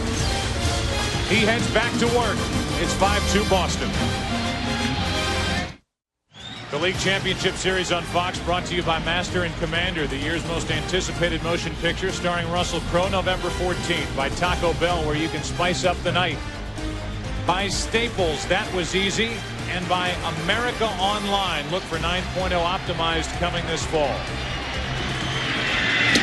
First up, Nick Johnson, bottom of the 8th, 5-2 Boston, ball 1. Master and Commander has starred Pedro Martinez tonight. 1 ball, no strikes. Johnson, Jeter, and Bernie Williams. Wide, it's 2-0. There is action for the Red Sox in their bullpen in case Martinez stumbles. We're in the 8th, and Boston leads by 3. 2 balls and a strike. Timlin and Embry.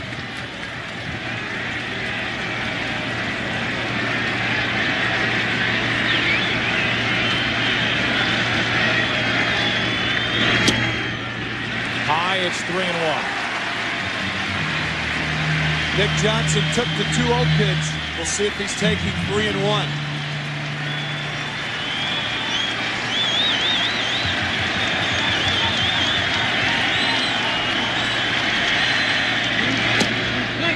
Three and two.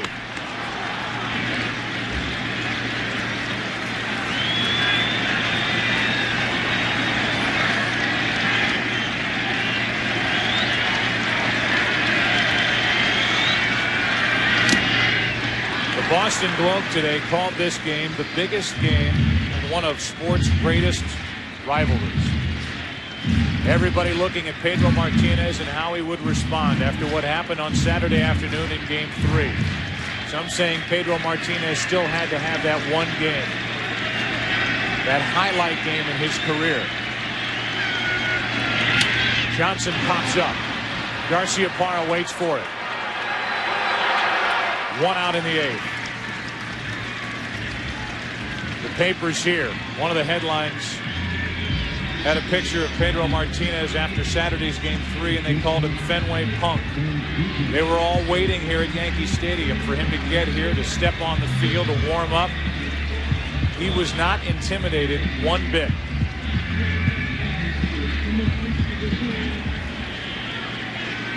Regarded by many as the greatest pitcher in the game today, the most dangerous, the most dominant.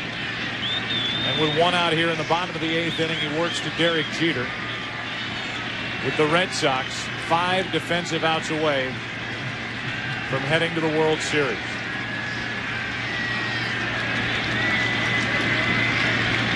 Jeter.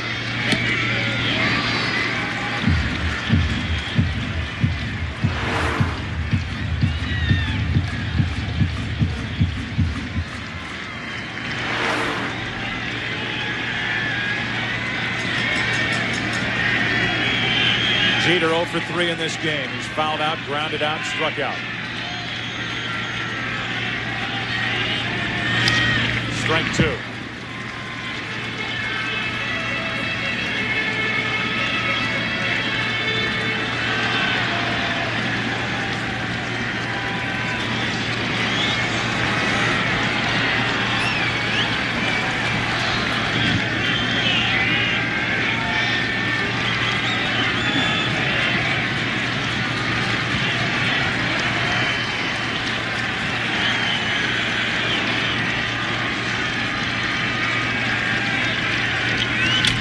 Jeter flies into right, Nixon back.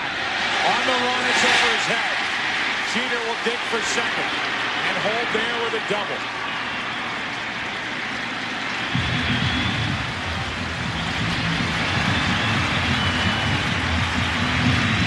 Trot Nixon did not read that ball perfectly off the bat and could not recover to get the out.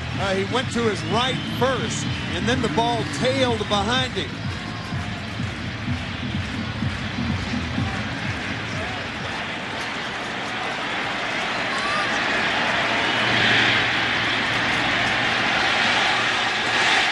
Parents of Derek Jeter, who are in this spot year after year in October.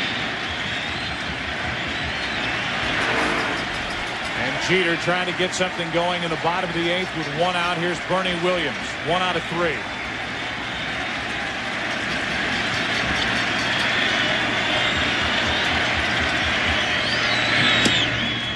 On the inside corner, strike 1.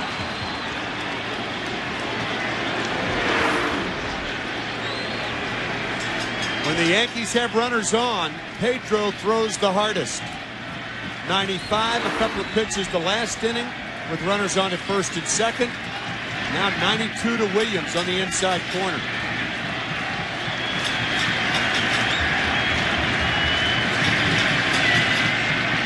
Time called.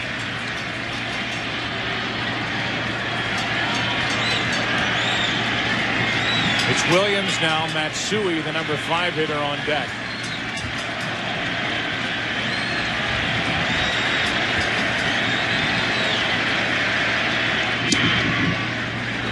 That's wide, a ball and a strike. 11 o'clock straight up on the scoreboard here at Yankee Stadium. It's Game 7. The Red Sox got 3 runs in the second behind the pitching of Pedro Martinez. They lead it 5-2 in the bottom of the 8th. The Yankees aren't finished yet. 1-1 pitch. 2 balls and a strike.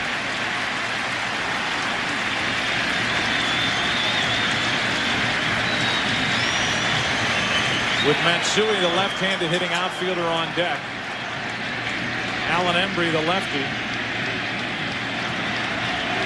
is getting ready in the bullpen for the Red Sox.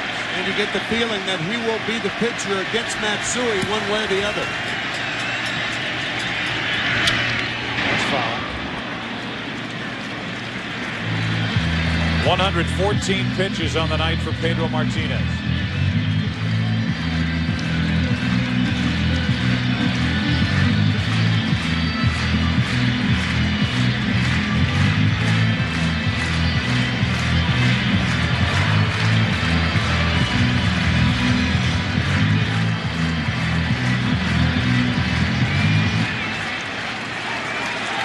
The Yankees looking for more of that October magic, which they have almost come to expect around here under Joe Torre.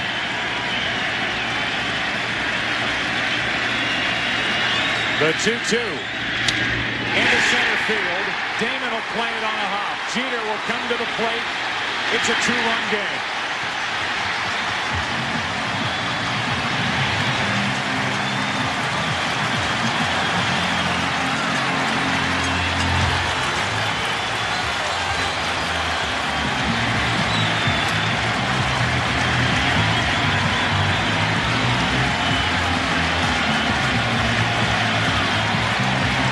Grady Little out of the dugout.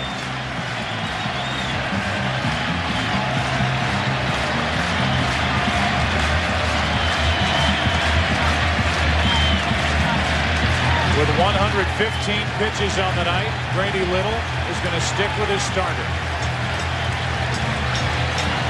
He gave Martinez the chance to say yay or nay. He said yes.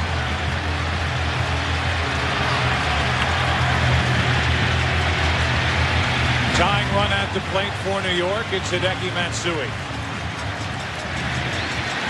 1 out of 3 with a double tonight.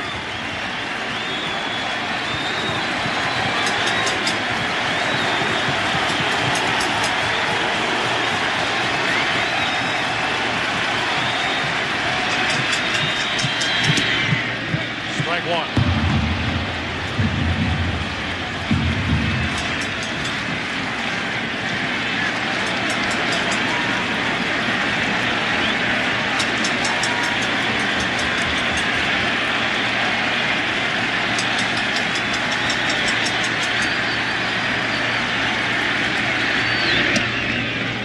Strike 2.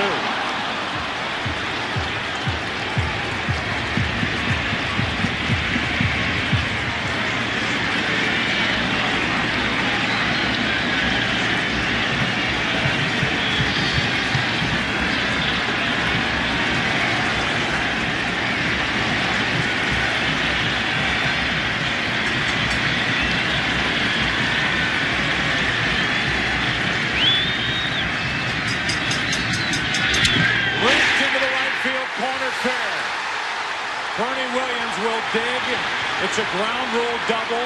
It's second and third as the Red Sox catch a break as that ball hops out of play. But the tying runs are at second and third with 1 out here in the 8th. The way I see this is the most blatant situation for a second guess in this series. Whether to bring Embry in to pitch to Matsui or not. If you're not going to bring him in against Matsui, when are you going to make that move? On an 0-2 pitch, Matsui, who had doubled in game 3 off Pedro, doubles again. I think it's a case where Grady goes out to Pedro Martinez, his #1 guy, and because of the respect that he has earned, gave him the option. And he stays out for Posada. Second and third, 1 out, bottom of the 8th, a run already home. Ball Tim, remember those ghosts we were talking about? 119 pitches. The Yankees making noise, and these fans lining it up in the bottom of the 8th.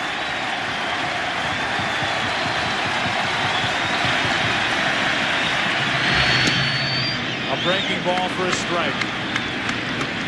Joe Torre talked about moving Jason Giambi to number 7 in the order. He said usually when you do that, the guy that you move to try to help out invariably comes up in a spot to tie or win a game. He's on deck. Right now it's Posada. Second and third, 1 out. 2-1.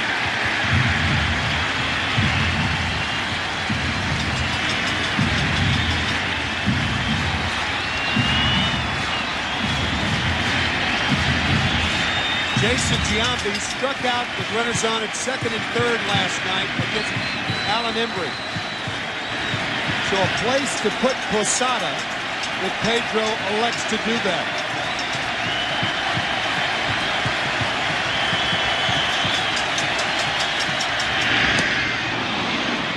Two and 2. Curveball in a fastball situation.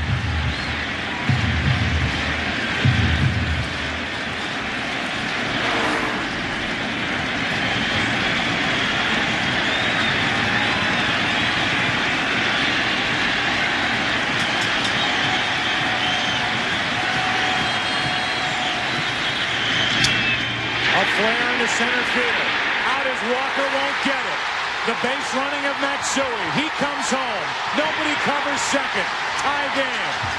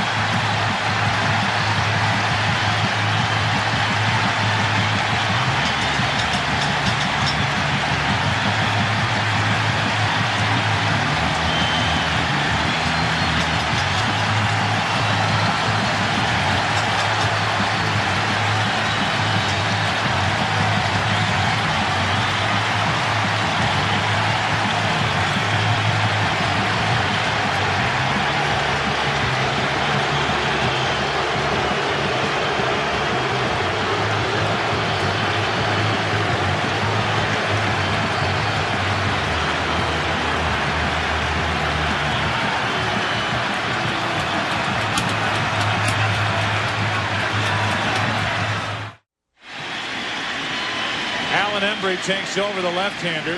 He struck out Giambi with runners at second and third and 1 out in yesterday's game. Pedro Martinez will sit and watch.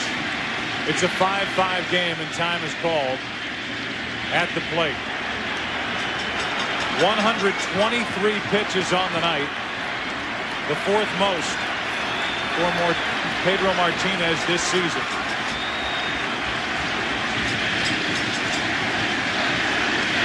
Grady Little stayed with him. It's a tied game in the 8th inning. Giambi's already homered twice tonight, strike 1. And Joe, you picked up on it. Not only the Posada hit on a flare to center field, scoring 2. Good read by Matsui. But the Red Sox evacuated second base, allowing Posada to be there without a play. Shortstop, second baseman were out. The pitcher was backing up home, and the first baseman, Kevin Millar, was the cutoff man.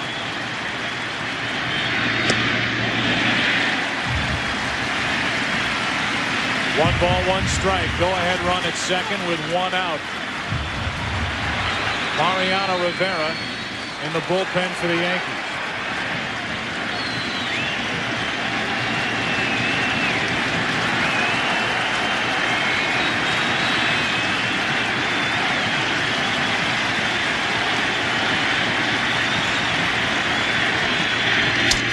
Giambi breaks his back.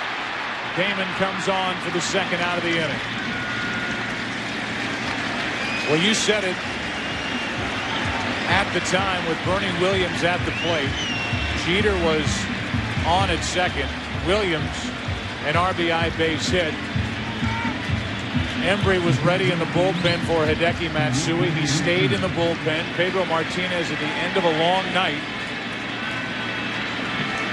And he stayed in to give up the double to Matsui, the 2-run double, and it's ruled a double by Posada, who took second when nobody was there defending for the Red Sox.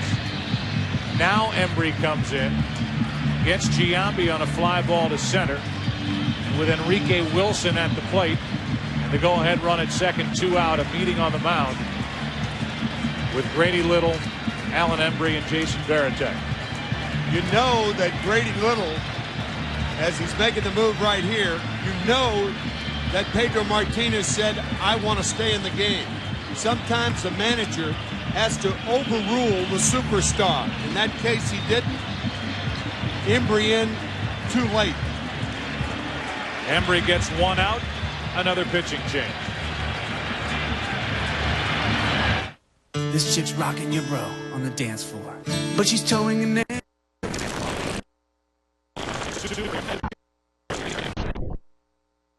Nicoderm CQ. You're not a superhero. You don't have to be. You've got Nicoderm CQ. And by Subway. Good, so you don't always have to be. Subway, eat fresh. Well, the move made by Grady Little to bring Embry out of this game, and what it does for the Yankees in Joe Torre is get Enrique Wilson out of the lineup. He was coming to the plate to face the left-hander Embry, and now with Timlin on the mound, Ruben Sierra will come off the bench, as the Yankees may be a hit away from taking the lead. And the only reason Enrique Wilson was in the game was to face Pedro Martinez. So now you have the more experienced, the more powerful Ruben Sierra, instead of Embry pitching to Enrique Wilson. Sierra homered in a pinch hitting appearance at Fenway Park on Sunday.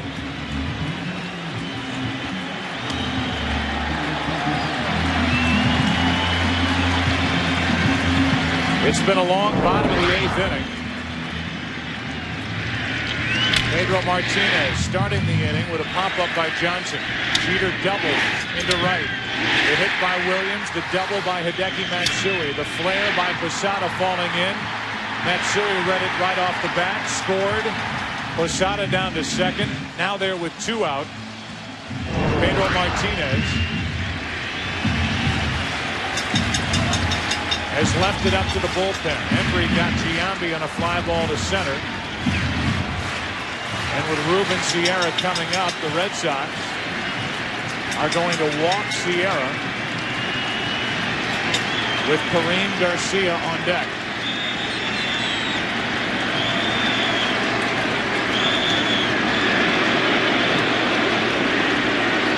In Game 7 of the 2001 World Series, in the 9th inning, Luis Gonzalez beat the Yankees and won the World Series on a flare to center field with the infield drawn in.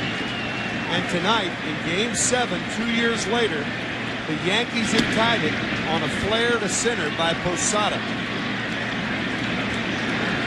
This will put 2 on with 2 out and bring Kareem Garcia to the plate. Garcia, the batter who was hit by Pedro Martinez in that 4th inning, Game 3 on Saturday. Tonight against Martinez, 1 out of 3. Tim, you talked about Luis Gonzalez and his heroics in the 2001 World Series. How did the Arizona Diamondbacks acquire Luis Gonzalez from the Detroit Tigers in exchange for the batter, Kareem Garcia? The opportunity of a lifetime for Garcia, as Sierra is going to be lifted for a pinch runner. That's Aaron Boone. He's going to have to come into the game anyway to play third base.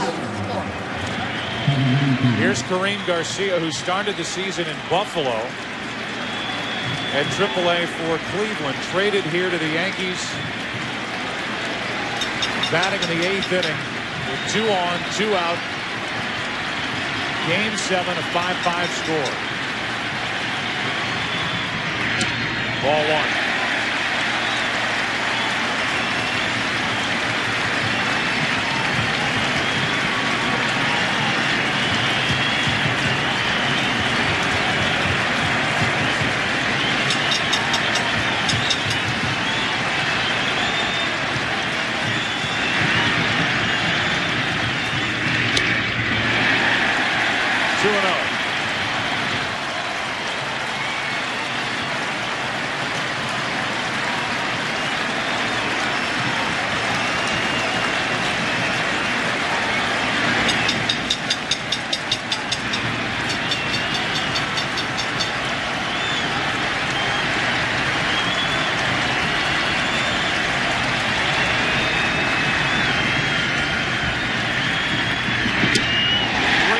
Soriano on deck.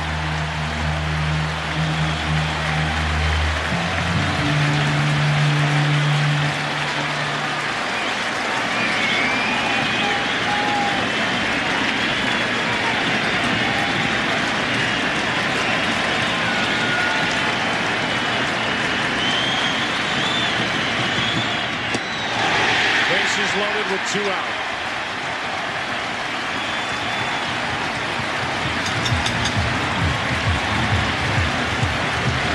The 9th man to bat in this 8th inning is Alfonso Soriano, who has struck out 4 times tonight. That was against Martinez.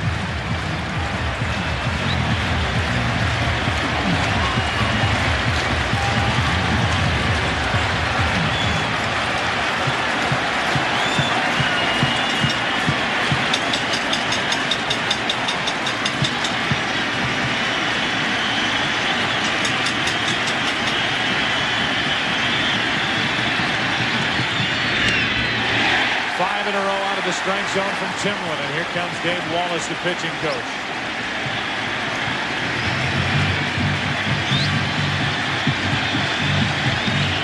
Timlin came into this action having gone 8 1/3 innings in this postseason. No runs, 1 hit. I think Dave Wallace is out there to tell Timlin to take a deep breath.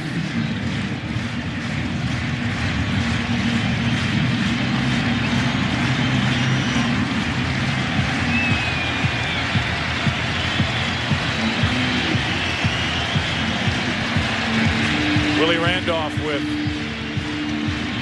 last-second instructions for Soriano, who's back to the plate with a 1-0 count. That's an interesting conversation because Soriano is not a guy who takes a lot. I wonder if Joe Torre gave him the take sign after 5 balls in a row by Timlin.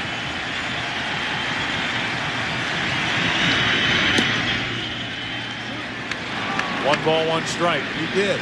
Looks like you did. It's tough when you're having a rough night like that. You got 4 strikeouts saying, I can't swing at a strike. I want to hit. 1 ball, 1 strike. Bases loaded, 2 out.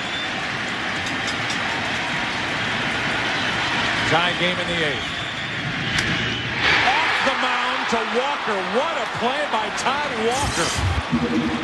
That thing went up the ramp of the mound, and Walker stayed with it. The force out at second, and the Yankees leave the bases loaded. Walker also had to deal with the umpire. And after all that, a 3-run 8th inning. We go to the 9th. Game 7, tied.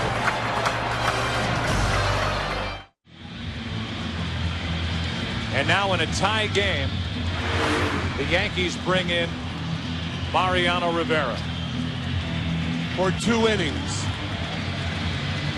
At least. The Yankees have used Clemens, Messina, Heredia, Nelson, Wells. Aaron Boone stays in, plays third base.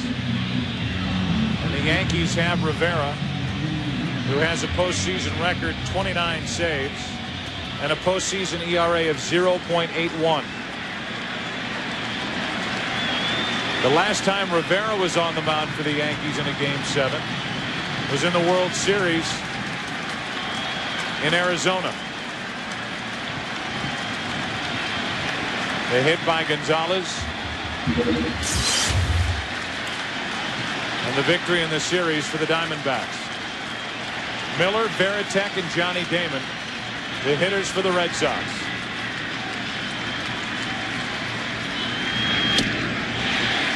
Strike one.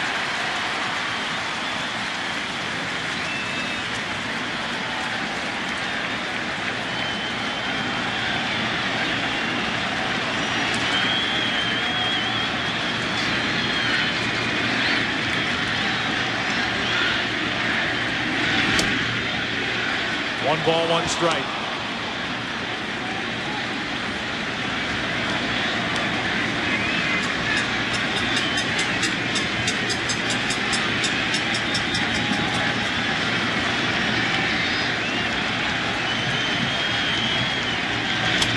Miller grounds to the right side. Soriano flips to the out.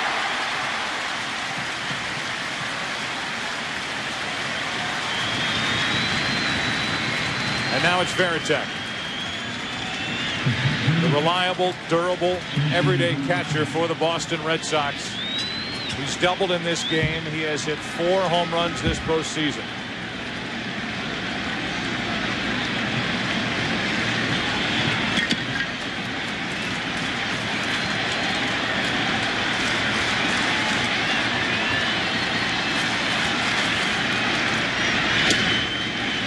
Ball one.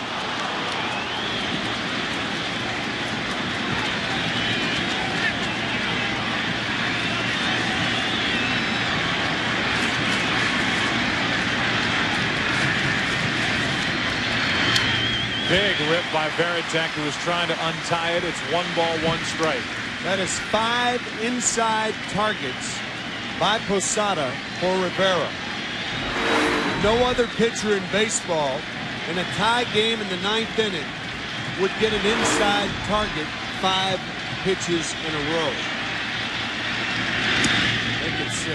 And you can see Varitek almost stepping in the bucket on that pitch. It's 2-1. Yeah, you try to speed it up. You think by stepping away toward the first baseline is going to get the bat head through the strike zone quicker. Usually it doesn't. Now it's 3-1 with Johnny Damon on deck.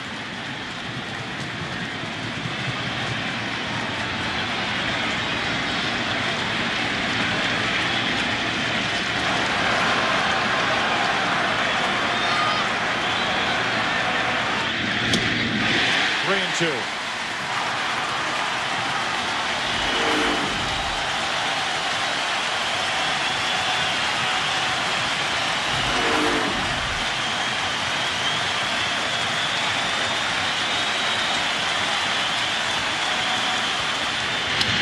To the right side and through.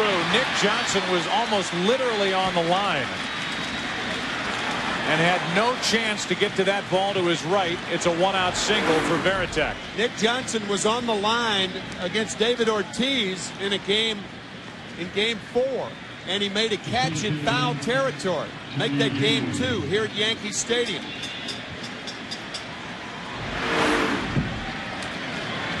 So with Rivera throwing inside fastballs, you have to guard the line in that situation to prevent the double. Now Damian Jackson in to run for Varitek.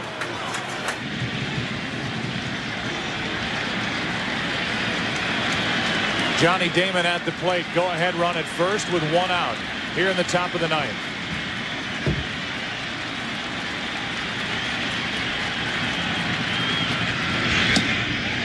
Strike 1. Rivera has become almost robotic with the way he puts up scoreless innings in the postseason. The Red Sox have scored a run against Rivera in this series, and they try to do it here in the 9th inning in Game 7.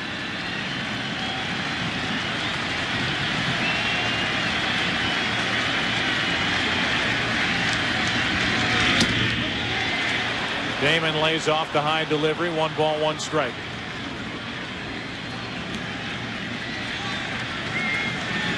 In his postseason career, 2 blown saves. 1 came at Cleveland. The last one came in Phoenix.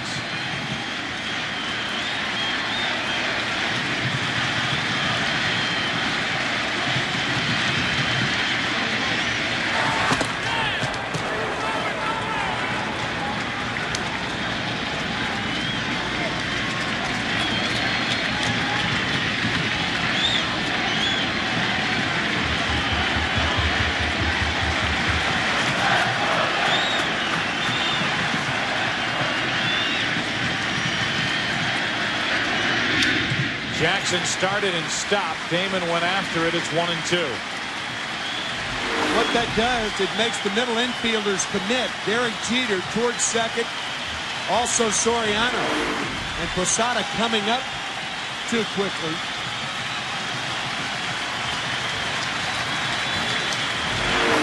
Watch the fake break by Jackson and what it does to the middle infielders. Jeter in particular. I think he was going. He just didn't get a good jump.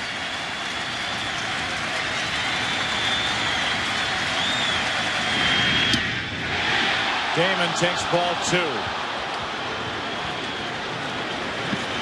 A lot of times after Rivera has gone into left-handers, he tries the backdoor cutter. Posada sets up outside, and it just misses.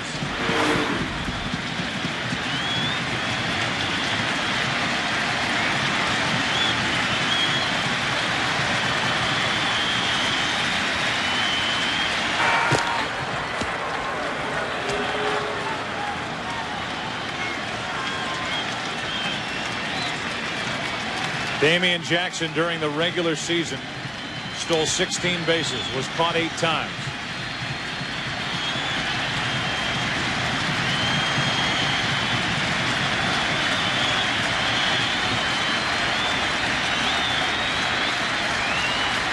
There he goes.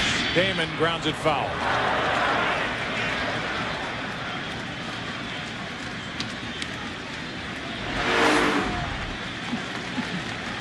Not that good a jump by Damian Jackson.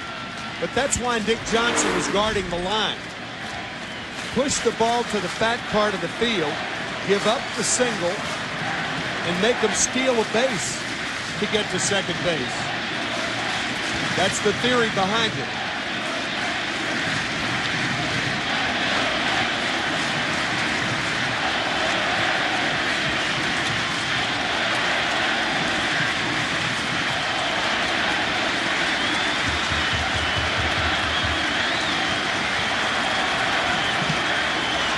The 2-2. Chopper to Boone. Across the diamond for the out. Down to second, the go-ahead run, 2 out, with Todd Walker coming up.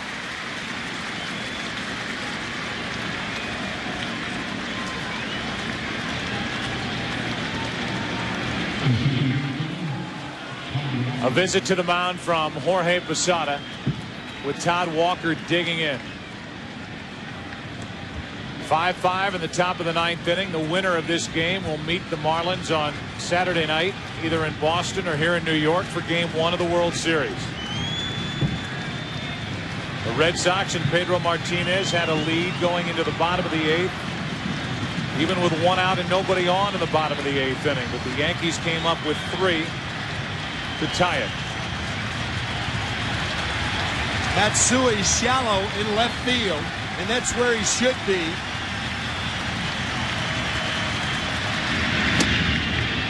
The reason for that, a lot of left-handed batters break their bats and hit little flares into this area right in here.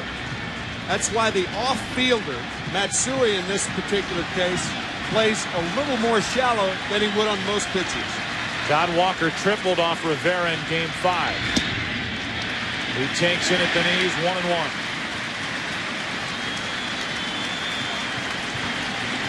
Garciaparra on deck. Good speed at second, and Damian Jackson, as the Red Sox try to reclaim the lead.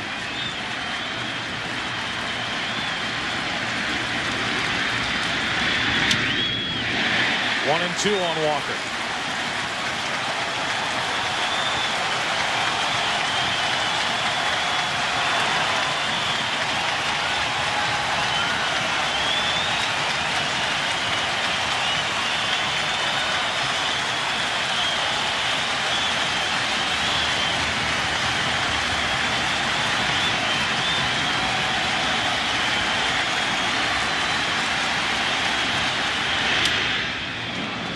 Walker stays alive. 96 from Mariano Rivera. The Yankees in the bottom of this 9th inning will have Johnson, Jeter, and Bernie Williams.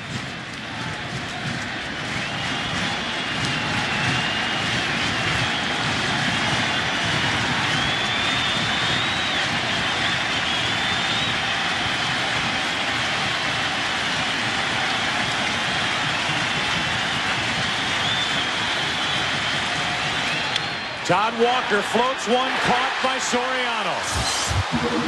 A stutter step. Soriano recovered and grabbed it for the final out of the top of the ninth.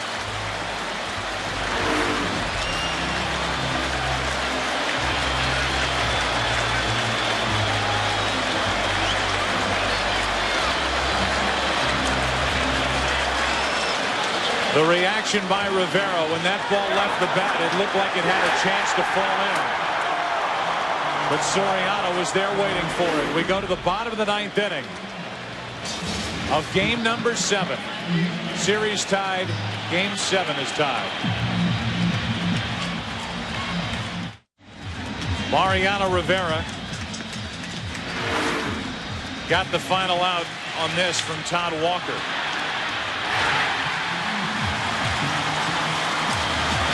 Seemed like Rivera timed his jump with the jump of Soriano. Now it's Wakefield getting loose with Timlin back into the game. And the 2, 3, and 4 hitters coming up for New York. A run here in the bottom of the ninth inning. And they'll go to the World Series to take on the Marlins starting on Saturday night. Doug Mirabelli comes into the game to take over behind the plate as the Red Sox ran for Veritek in the top of this ninth.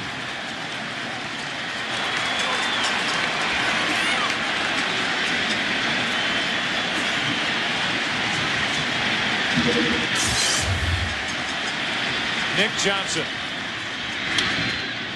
off the end of the bat, third base side, foul ground. Strike one.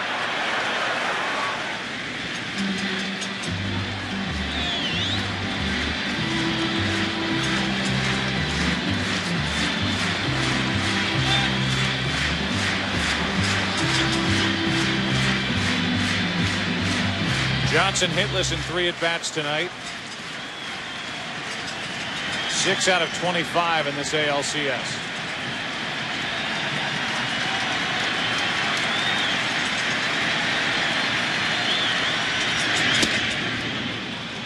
Poured in for a strike, 93 miles per hour. It's 0-2.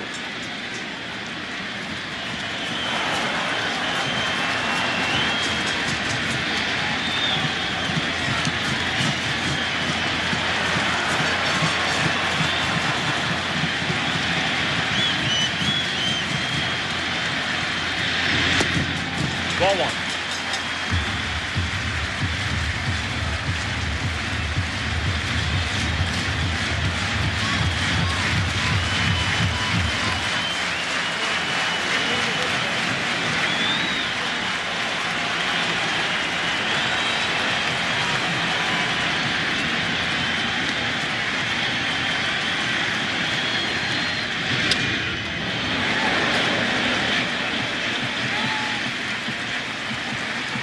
Looking down at Bill Miller, the third baseman. If you're going to guard a line with Nick Johnson hitting with 2 strikes, you'd prefer to do it at third base and not first base, because with 2 strikes, he's more apt to go the other way. Trying to play the percentages, the probabilities. Johnson, a good 2-strike hitter, the other way. Miller well off the line as Johnson hits that off his foot. That's a foul ball. And the count's still 1-2.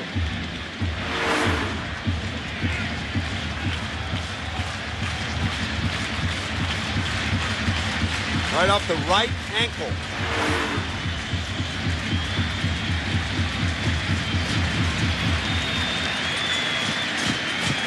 Three doubles for the Yankees in the 8th inning. Along with a single, produced 3 runs and tied this game at 5.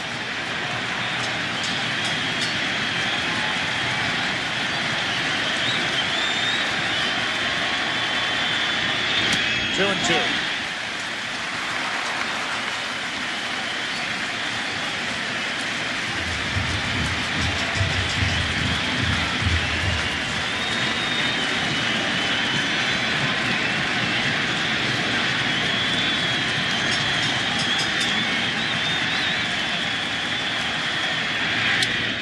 Johnson pops it up. Garciaparra out. 1 away. And now Derek Jeter will walk to the plate. Jeter started that 3-run rally with a double that got over the head of Trot Nixon and right.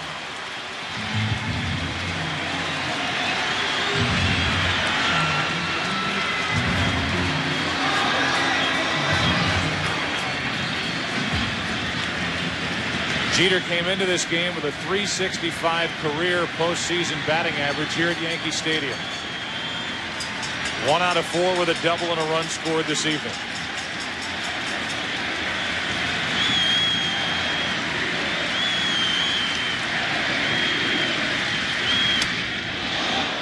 Just inside for ball 1. The Red Sox must have a different scouting report on Derek Jeter than most American League teams. Most American League teams would have the first baseman on the line now because Jeter hits the ball to right often. He did the last time up. 2-0. Joe, you and I have commented on that several times this year following the Red Sox to Yankees contest. Now Kevin Millar playing way off the line with the hard-throwing Timlin. Jeter with an inclination to go to right. On the outside corner, 2-1. The only thing I can think of in this situation is they're going to pitch him inside. But Jeter can still take that inside pitch and keep it in the middle or to the other way. Got the great inside-out swing. Sneaks a peek over at third as he gets ready for a 2-1 pitch. He was sneaking a peek to see how deep Miller was. He was going to drop down a bunt, and it's a strike. Boy, that is a great catch, Joe, and you're exactly right. That peek at third, Miller was back, and he mishandles the bat. The top hand came off the bat. How bizarre was that? Top hand comes off the bat in an attempt to bunt, and he takes the strike. Now it's 2-2.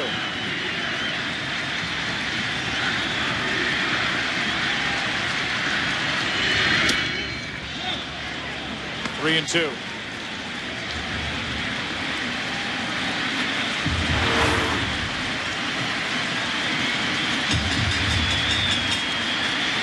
He wanted to bunt and lost control of the bat after that peek at third.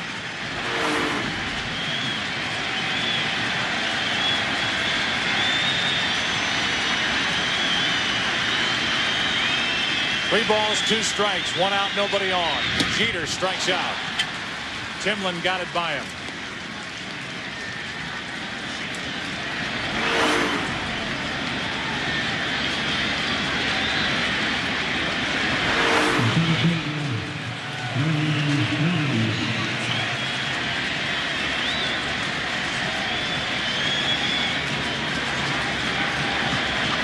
Timlin has gone 9 1/3 innings in this series. Has not allowed a run. Has allowed only 1 hit. And he's now struck out 11.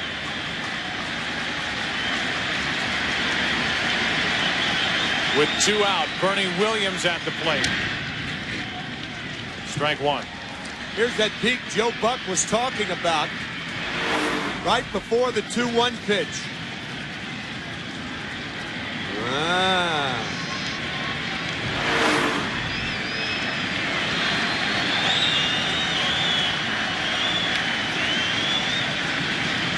No balls, 1 strike on Williams. The Red Sox, if they bat in the 10th, will have the heart of their lineup.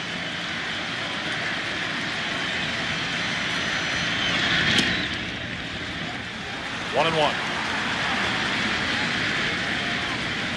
Matsui, his first year with the Yankees, classified as a rookie with a key double in that 3-run 8th.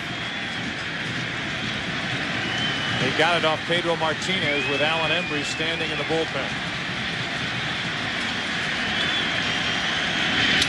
Hard hit, diving stop by Walker from a knee to end the 9th. Wow. Todd Walker made a tremendous play to end the 8th with the bases loaded. And then this to send Game 7 into the 10th. Why wouldn't we play more? This series tied, and as we go to the 10th, the big bats coming up for Boston. It's 5-5.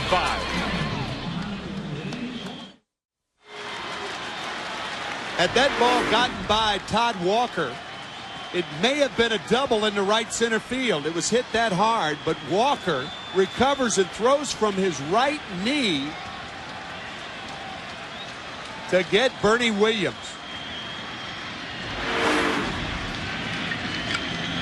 So now here in the 10th, Garciaparra first up. Manny Ramirez, David Ortiz will follow against Rivera. And a check swing foul.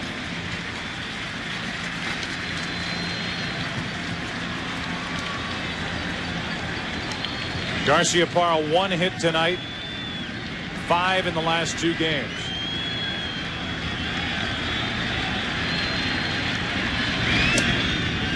One ball, one strike.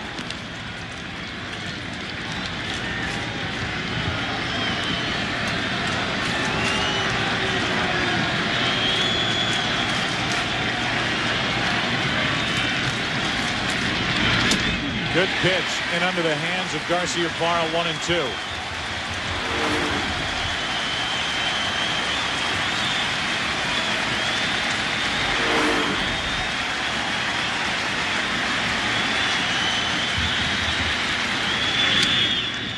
Red Sox fans have got to be wondering if this is just another case of the Boston Red Sox getting to the edge and then coming back. They fell down 2-0 to the Oakland A's, won 3 in a row to get to the ALCS. They fell down 3-2 of the series coming back here and won Game 6, 9-6. Garciaparra takes strike 3, and there's 1 out in the 10th.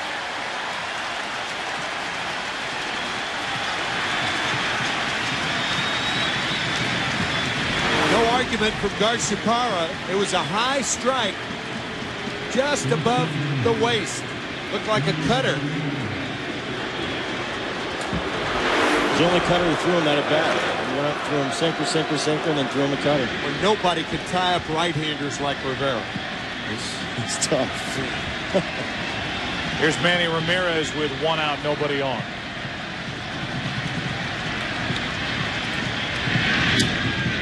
Ball 1 outside. Last night we were talking about the resiliency of the Boston Red Sox coming back the way they did last night, and that wasn't the first time they'd done it. But I think you got to look at the Yankees tonight. Pedro Martinez on the mound with a 3-run lead, coming back the way they did. This has been unbelievable watching it. 5-5 in the 10th, Game 7. 2 balls, no strikes. Rivera during the season allowed 70 2/3 innings, 3 home runs. Ramirez waiting for a 2-0 pitch from Mariano Rivera. Ramirez tied up.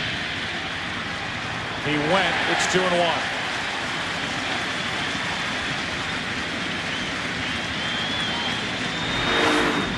Ramirez goes too far on a ball that was inside. He tried to hold up, but clearly too far.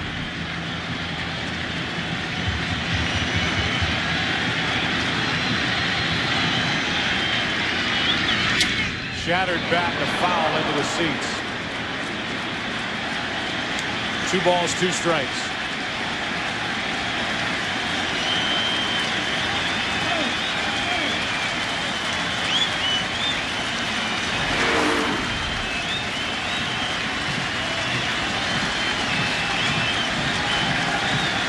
What happens when you try to pull a cut fastball? We talked about it the other night. Ramirez, if he hits the ball hard, will probably hit it to the right side of the field.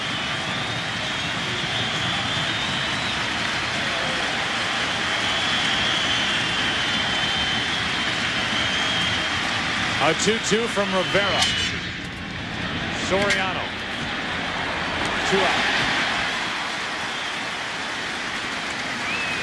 In the bottom of the 10th, the Yankees will have Matsui, Posada, and Giambi. Here's David Ortiz, who has homered this evening, 1 out of 4. He took David Wells deep on the first pitch in the top of the 8th. after Wells came out of the bullpen. A hanger, and David Ortiz sent it out of here.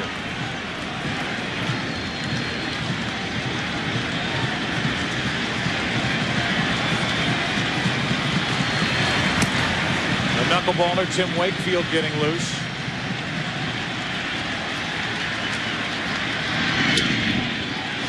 Strike one. Last time up, Ortiz did this to Wells.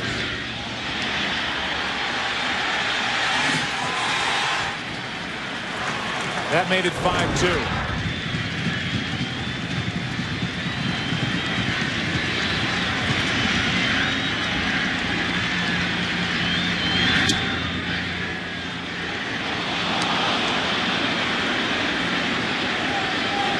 The Yankees have had terrific relief work. Messina coming in the fourth inning with first and third, nobody out. The Yankees already trailing 4-0 and got out of it. That's strike two on Ortiz.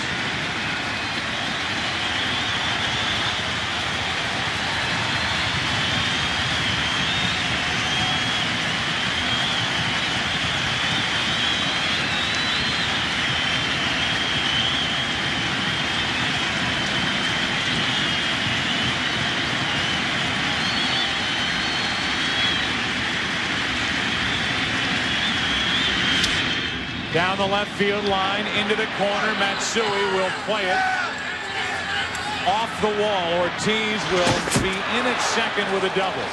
Just stayed fair, just stayed in the park, and Ortiz with a 2-out double. The go-ahead run at second. Posada setting up outside, and Ortiz going the other way. Probably thought he was at Fenway Park with a monster out there. He's peppered the monster all year long. And now doubles to left. A fine play by Matsui to make it close at second. Ortiz in there, and a pinch runner now for David Ortiz. Fighting the right hand that feeds him is Mariano Rivera, and Gabe Kapler will come off the bench to pinch run. David Ortiz does not run well, and Kapler with an RBI chance for Millar at the plate carries the go-ahead run in his back pocket with 2 out in the 10th. You rarely see any emotion out of Rivera. Perhaps thinking about throwing it inside instead of outside. Strike one on Millar.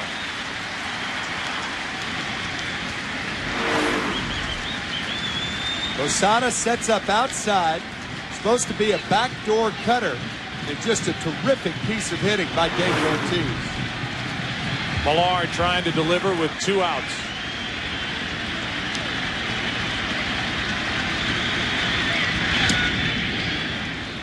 One ball, one strike.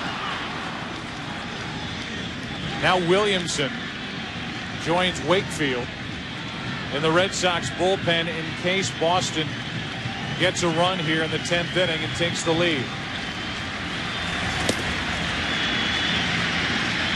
That's up to Millar and Rivera. A pop-up. Jeter still tied as we go to the bottom of the 10th inning. Matsui, Posada, Giambi coming up. Back after this from your local Fox station.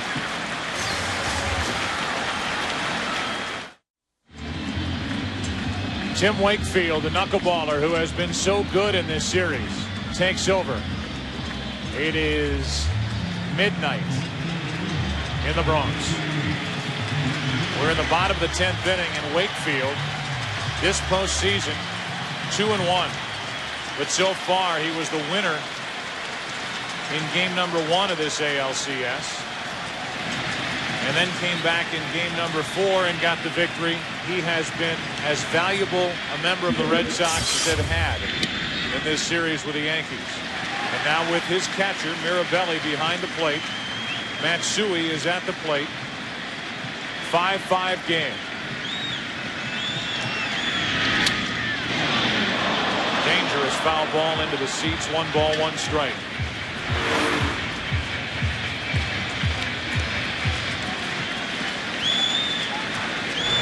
With the clock striking 12, only 44 hours until the World Series starts. Either here in New York or at Fenway Park in Boston. A 1-1. 2 balls and a strike. The Florida Marlins still don't know where they're headed. Waiting around to see if they're coming here or going to Boston. 3 balls and a strike on Matsui. It took Wakefield the first inning to really settle in that Game 4 start when he turned in 7 outstanding innings. The first, Millar takes it, steps for the out. Obviously, Wakefield does not have that luxury tonight. Posada now. The interesting thing, along with all the other interesting things, is that the Yankees have nobody warming up in their bullpen. Which means that unless they win it here, Mariano Rivera most likely will go out for the top of the 11th inning. The last time he worked more than 2 innings was April of 2000.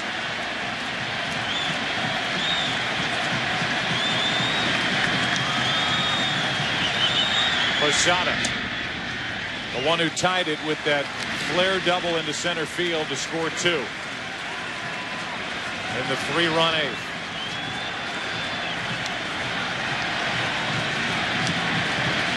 The 1-0.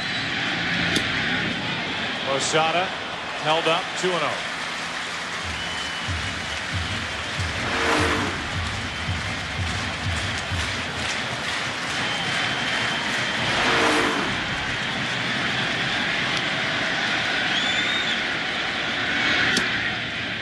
Two and 1. I happened to talk to Wakefield before this game about the different umpires. The man behind the plate, Tim McClelland, is one that he likes, an umpire whose work he appreciates. So important when you're flipping that knuckler up there. This might drop. Damon on the run, 2 out. Playing deep. Sounded like another broken bat for Posada, and that's out number 2. Talk about that area that Johnny Damon covers, and he has to. The corner outfielders, Trot Nixon and Manny Ramirez, caught the fewest balls than any other corner outfielders in the major leagues this year. So Damon has to cover a lot of ground.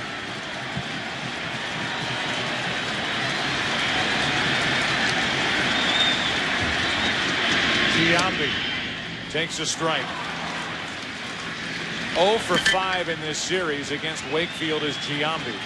You remember his first at bat in the 4th game of this set. A line drive double play hit to the first baseman. 1 ball, 1 strike. Giambi batting in the number 7 spot. He has already homered twice tonight.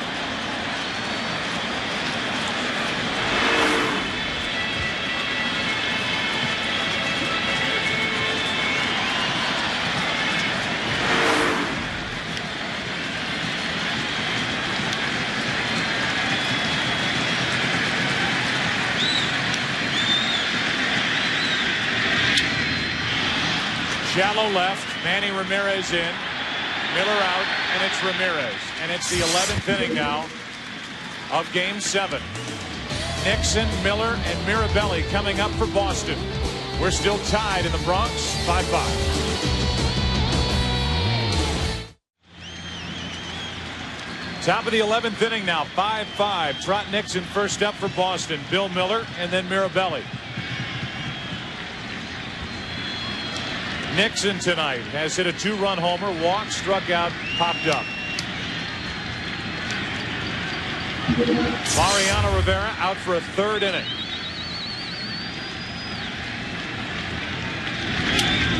First pitch swinging, that's strike one, and Nixon had a pretty good cut at that pitch from Rivera.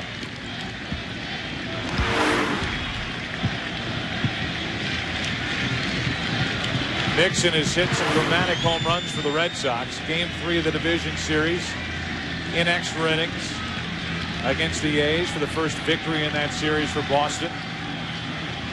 Last night in the 9th inning to give the Red Sox some breathing room. 0-2.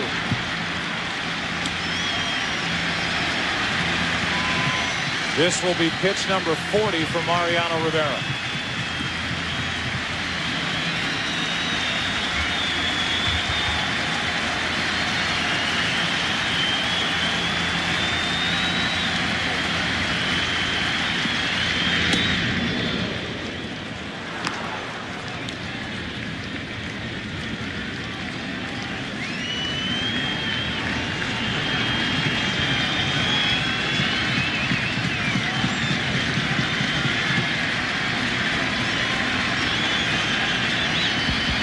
Nixon trying to get something started for the Red Sox in the 11th. 2 balls, 2 strikes.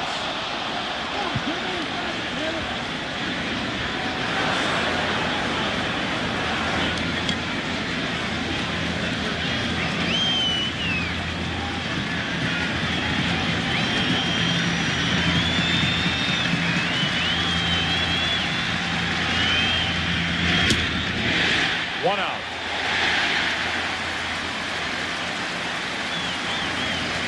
Miller coming up this week. It's a Fox NFL Sunday doubleheader. First, Brett Favre and the Packers try to rebound from that heartbreaking loss. They take on Mark Bolger and the Rams. Then the Buccaneers try to win their second straight as they battle Terrell Owens and the 49ers or other regional action. Coverage begins noon Eastern, 9 a.m. Pacific. Biggest stories are in the NFC. The NFC is on Fox. At the plate, Miller. And a squirter up the middle. A lot of spin on it. Soriano makes the play. 2 out.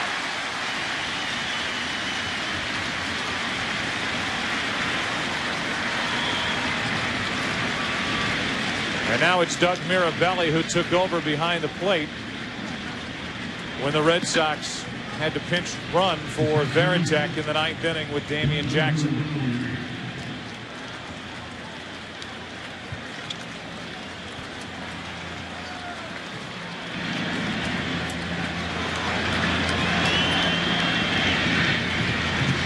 The difference between the two pitchers right now, Wakefield is just like a starter. Rivera is a stopper. And in all probability, unless he gets a 1 or 2 pitch at bat, this would be his last inning. Strike one on Mirabelli. The last time Mariano Rivera went 3 full innings was in September of '96. That was when John Wetland was the closer and eventual World Series MVP for the Yankees when they defeated Atlanta. And Rivera was his setup man. Mirabelli went. It's 0-2.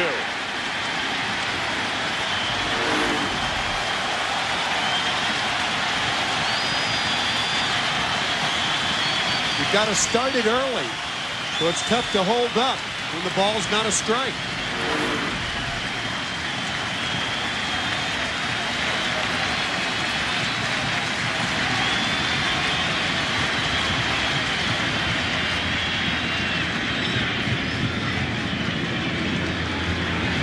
That's who's left for the Yankees in their bullpen. Contreras, White, both pitched in yesterday's game. Weaver hasn't even warmed up in this series.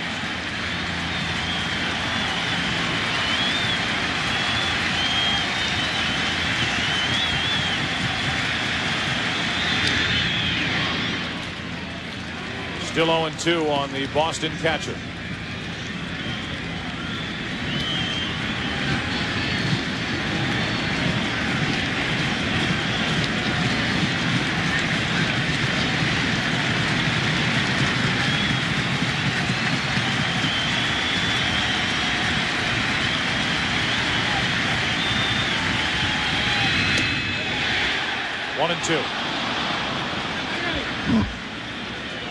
The Yankees in the bottom of this 11th inning will have Boone, Garcia, and Soriano.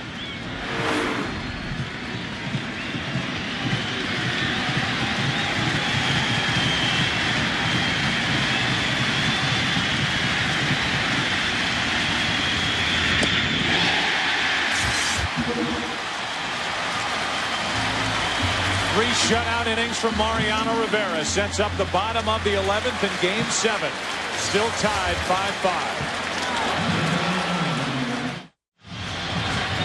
5-5. Mariano Rivera getting congratulations after 3 shutout innings. Now he's a cheerleader. Welcome to the booth, Joe Buck, Brett Boone, and Tim McCarver. And you're talking about 2 teams, guys that are playing for the 26th time this season against one another. Only 1 win separates these 2 teams, and now here we are, bottom of the 11th inning in a 5-5 game. This is quite a night. Clearly, time is not an ally of the Yankees either. I'll tell you what, I've just enjoyed watching it. I would imagine that's the sentiment throughout, although the Boston Red Sox and the fans through New England, they'll tell you they were 5 outs away in the 8th inning, leading by 3 as Boone hits it to deep left. That might send the Yankees to the World Series. Boone, a hero in Game 7.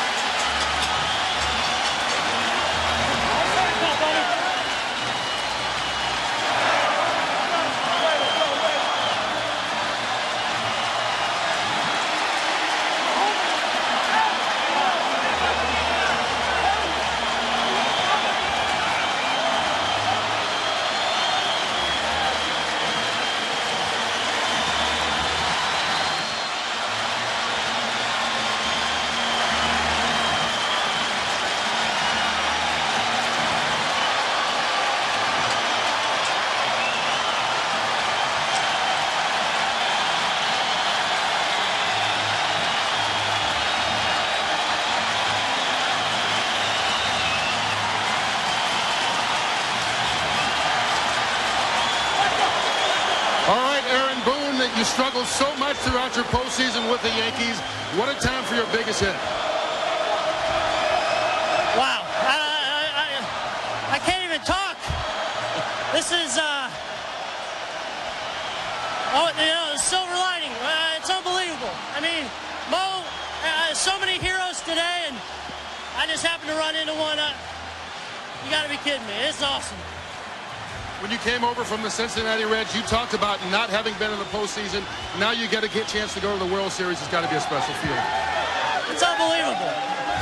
We're sitting over there tonight, and it wasn't looking good. And, bullpen came in and held them, and we just pecked away. And And like Derek told me, the ghosts will show up eventually, and they did, man. This is stupid. What were you thinking when it was 5-2 in the 8th? I mean, did you think that it was over? No. I definitely didn't think it was over because we were crawling a little bit. We were having better at bats. Pedro looked like maybe he was getting a little tired, so we knew anything was possible, but it didn't look good there for a minute.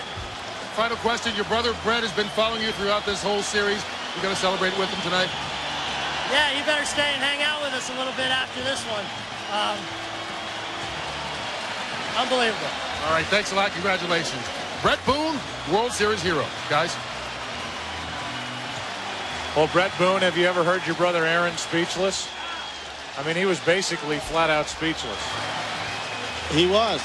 I mean, I've been talking to him through all this and trying to basically give him encouragement as much as I could. As you got to hang in there. We've been there. This is the game, and one big hit will turn around for, well, that's about as big as they get right there. It's a guy who had no home runs, 1 RBI, 5 hits, and 31 at bats in this postseason. And he, as he said, walked into one and hit one out off Wakefield to end this game 7 in the 11th inning. Roger Clemens' career continues, and for the fans in New England, more heartbreak. And I'm sure that a lot of fans in New England will be talking about why Alan Embry didn't come in to pitch to Hideki Matsui in the 8th inning. Instead, Pedro Martinez was left on the mound. Grady Little stayed with his ace, stayed with a guy who pitched brilliantly into the 8th inning, gave up a double to Jeter, a base hit to Bernie Williams, stayed in to face Matsui. He doubled. 2-run double by Posada. 5-5 at that point until this. Aaron Boone deep into the New York night and into the seats to send the Yankees into the World Series on Saturday night against the Florida Marlins. Let's go back down to the field and check in with Kurt Menefee. All right, Mariano, you're going to the World Series for the 6th time in 8 years, but this one any more special because of the way it happened? I mean, yeah. I think it's special. Yes, I think definitely it's special. But you know what? We showed today the character of the real champion. And, all my boys. I mean, those guys came out big. When you came to the park tonight, though, did you think you might have to go 3 innings in a game like this? Not really. No, definitely not. But you know what? I was ready. I definitely was ready. And I had to thank the good luck for this. I mean, that's the man. That's the man. He made it for us. Did you think at all when it was 5-2 in the 8th inning that you would even get in this ball game? You know what? Yes, definitely, I did. You know why? Because I see those guys coming back. So you know what? I got to hold this lead. Because we're going to come back and win this game. Final question. Last time you were in the World Series was 2001. Bottom of the 9th inning. It didn't work out for you. Do you look at this as any chance at redemption to clear your name? No, not at all. No, that was behind, and you just have to put it behind. Now you just move on and keep going, do your job, and feel good about it. All right, congratulations. All right, Mariano Rivera pitched 3 innings tonight to get the Yankees back to the World Series for the 6th time in 8 years. Back up to you, Joe. Kurt, thanks. An Uckler taken out of the park. Tim Wakefield and the Red Sox walk off. And it was a walk-off home run for Aaron Boone. Something he did early in the season for Cincinnati. Traded to the Yankees, wearing the pinstripes. First home run of the postseason, and it's an 11th inning, Game 7 winner to defeat the Boston Red Sox and put the Yankees in the World Series. Back after this from your local Fox station.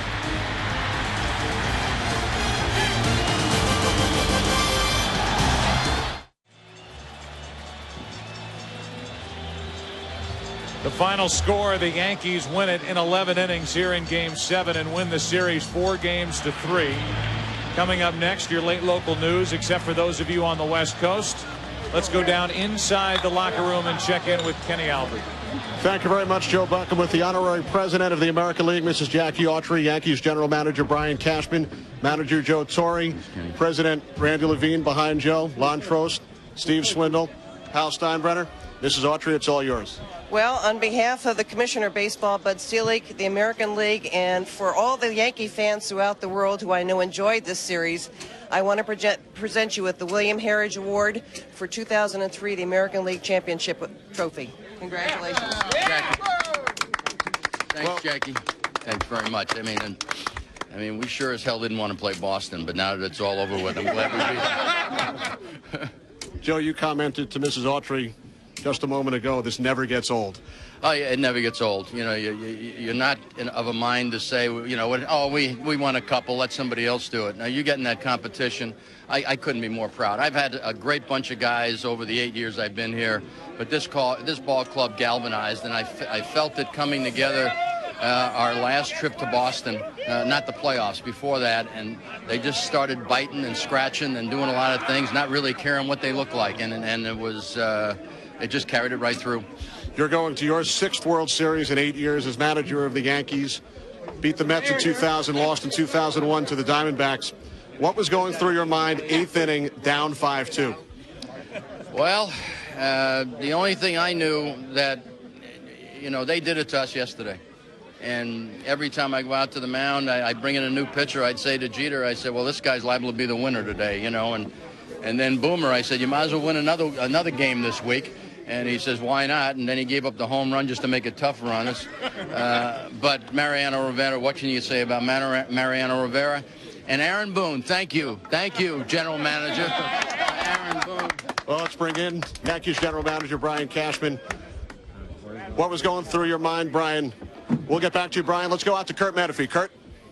All right, with Red Sox manager Grady Little, and, you know, you fought to get into the playoffs just as a wild card. You had to fight back from 2-0 down in the wild card series in the ALDS, and now you had to fight to extra innings right now. Does it make you more proud, or is it more painful?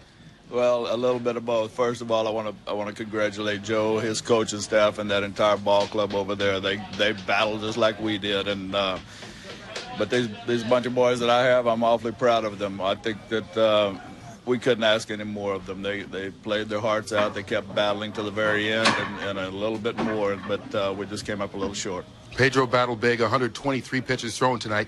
But give me your thought process there in the 8th inning by letting him stay in even after they got a run in. Pedro's our man. In situations just like that all season long, he's the one we want on the mound, and he made the pitches like he wanted to. The ball just got in on Posada, and he squeezed it out there over the infield, and that was the game. You take a look right now in your season. This is your 2nd year here. This is the farthest you've gotten right now.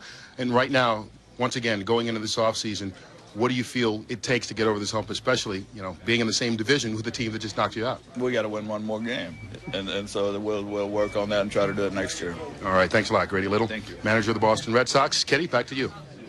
All right, Kurt, Brian Cashman, Yankees General Manager, gracious enough to stay with us. Aaron Boone, series-winning home run. You traded for him. He struggled during the regular season, struggled in the postseason. But what were your thoughts when the ball left his bat? Well, we traded for him. We had a lot of people involved here that pointed them out. And, you know, to tell you what, we had great scouts here. They continue to point us out. A couple of years ago, we got David Justice, who won the deciding game with a big home run off of Arthur Rhodes against Seattle, and now Booney. I credit our scouts and credit Booney and these players that didn't quit, and we're just tickled to death to be going back to the series. Well, I know the scouts have been following the Florida Marlins. Have you had a chance to think ahead to the World Series beginning here on Saturday? I haven't, but we've got a team of 7 guys that have been going hard after it. We set up before the game, and Joe talked to our club about what time the meeting was for the players tomorrow, assuming we're going to win, expecting that we're going to win it. And now that meeting's going to take place starting at about 3 o'clock for the players, 1 o'clock for the coaches. So we're going to get after it. The work continues. Brian, congratulations. Thank you so much. We'll bring Mrs. Jackie Autry back up to present the MVP trophy of the American League Championship Series 2. Mariano Rivera. On behalf of the Commissioner of Baseball, I'm pleased to present you with the most valuable player called the Lee McPhail MVP Award for 2003 League Championship Series. Congratulations. Thank you. Congratulations to Mariano Rivera.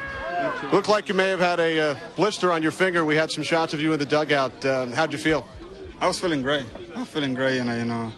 I was kind of upset when Mel told me that I ain't going to pitch in the next inning. But, Tim's got a good one this game. All right, Mariano, congratulations. Thank you very much. Mariano Rivera, most valuable player of the American League Championship Series, as we send it back up to Joe Buck. Kenny, thanks, and thanks for your help during this series, and our thanks to Kurt Menefee as well. Joe Buck and Tim McCarver with you, and Well, I don't know where you start with a game like this. We came in talking about how fitting to have a matchup of Pedro Martinez and Roger Clemens. We thought we might have seen the end of Roger Clemens and his glorious career. Everything was rolling for the Red Sox that 8th inning. They'll be talking about that for a long time in New England. Whether to bring in Alan Embry to pitch to Hideki Matsui. What could have been lost in the shuffle is the marvelous job that Mike Mussina did, pitching 3 scoreless innings, 4, 5, and 6, to give the Yankees a chance to come back, and they did. They had to use Clemens. They had to use Mussina. They had to use Wells out of the bullpen. But then it's Mariano Rivera. Have you ever seen anybody, and I already know the answer before I ask, but I want to hear your description of him. It is amazing the way this guy performs in the month of October. I have never seen a pitcher like Rivera.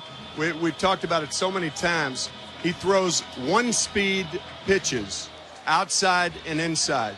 Major league hitters usually catch up to those pitches, but somehow American League hitters haven't caught up for them for 8 years now. Well, we are, I guess, less than 44 hours away from the start of this World Series with the Marlins and the Yankees right here at Yankee Stadium on Saturday night. The Marlins are probably in the air as we speak. As we speak, they took off immediately. When Boone hit that ball, they started up the jet engines. The final score in 11 innings, a final of 6-5. The New York Yankees are headed back to the World Series for the first time since 2001.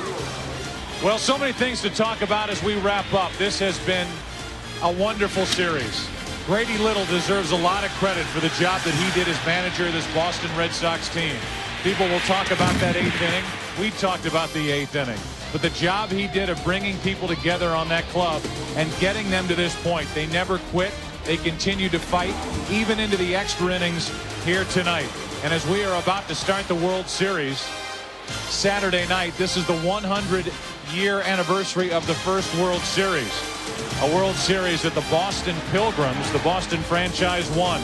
They were so close, but more heartbreak in October for New England. And on the other side, you have Joe Torre and the job that he does year after year. 6th pennant in 8 years for Joe Torre.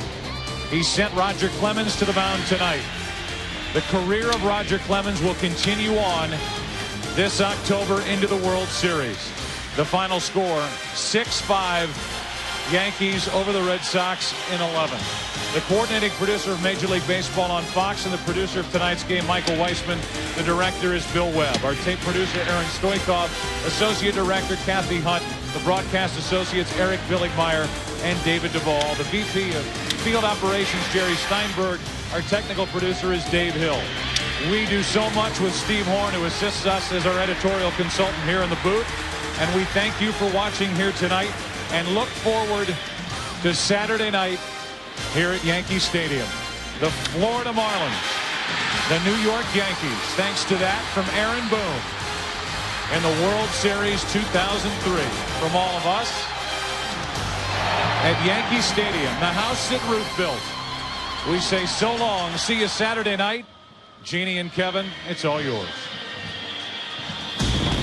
Thank you, Joe. Old rivals reach the same destination, but only one gets to continue the journey. It's a Boone swoon. The Yankees are headed to the World Series. And maybe the Red Sox getting a little ahead of themselves before this Game 7. This is Fenway Park, painting the World Series logo on the field. Someone's got to clean that mess up. How about 5 outs to go 2 nights in a row?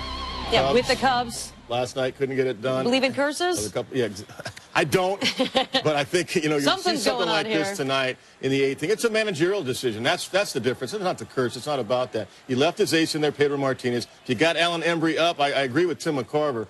The key was Matsui. You got to face Matsui right there. Pedro runs out of gas. It's the longest he's ever gone in the postseason, but I understand it because he was his ace. And what about Mariano Rivera? Awesome. Can you say enough about him? No, the tightest cutter in Major League Baseball to a left-handed hitter. It looks like it's going to be a fastball right over the plate, and it moves so late you can't center the ball. That's why he's so dominant in the postseason. So here's the matchup.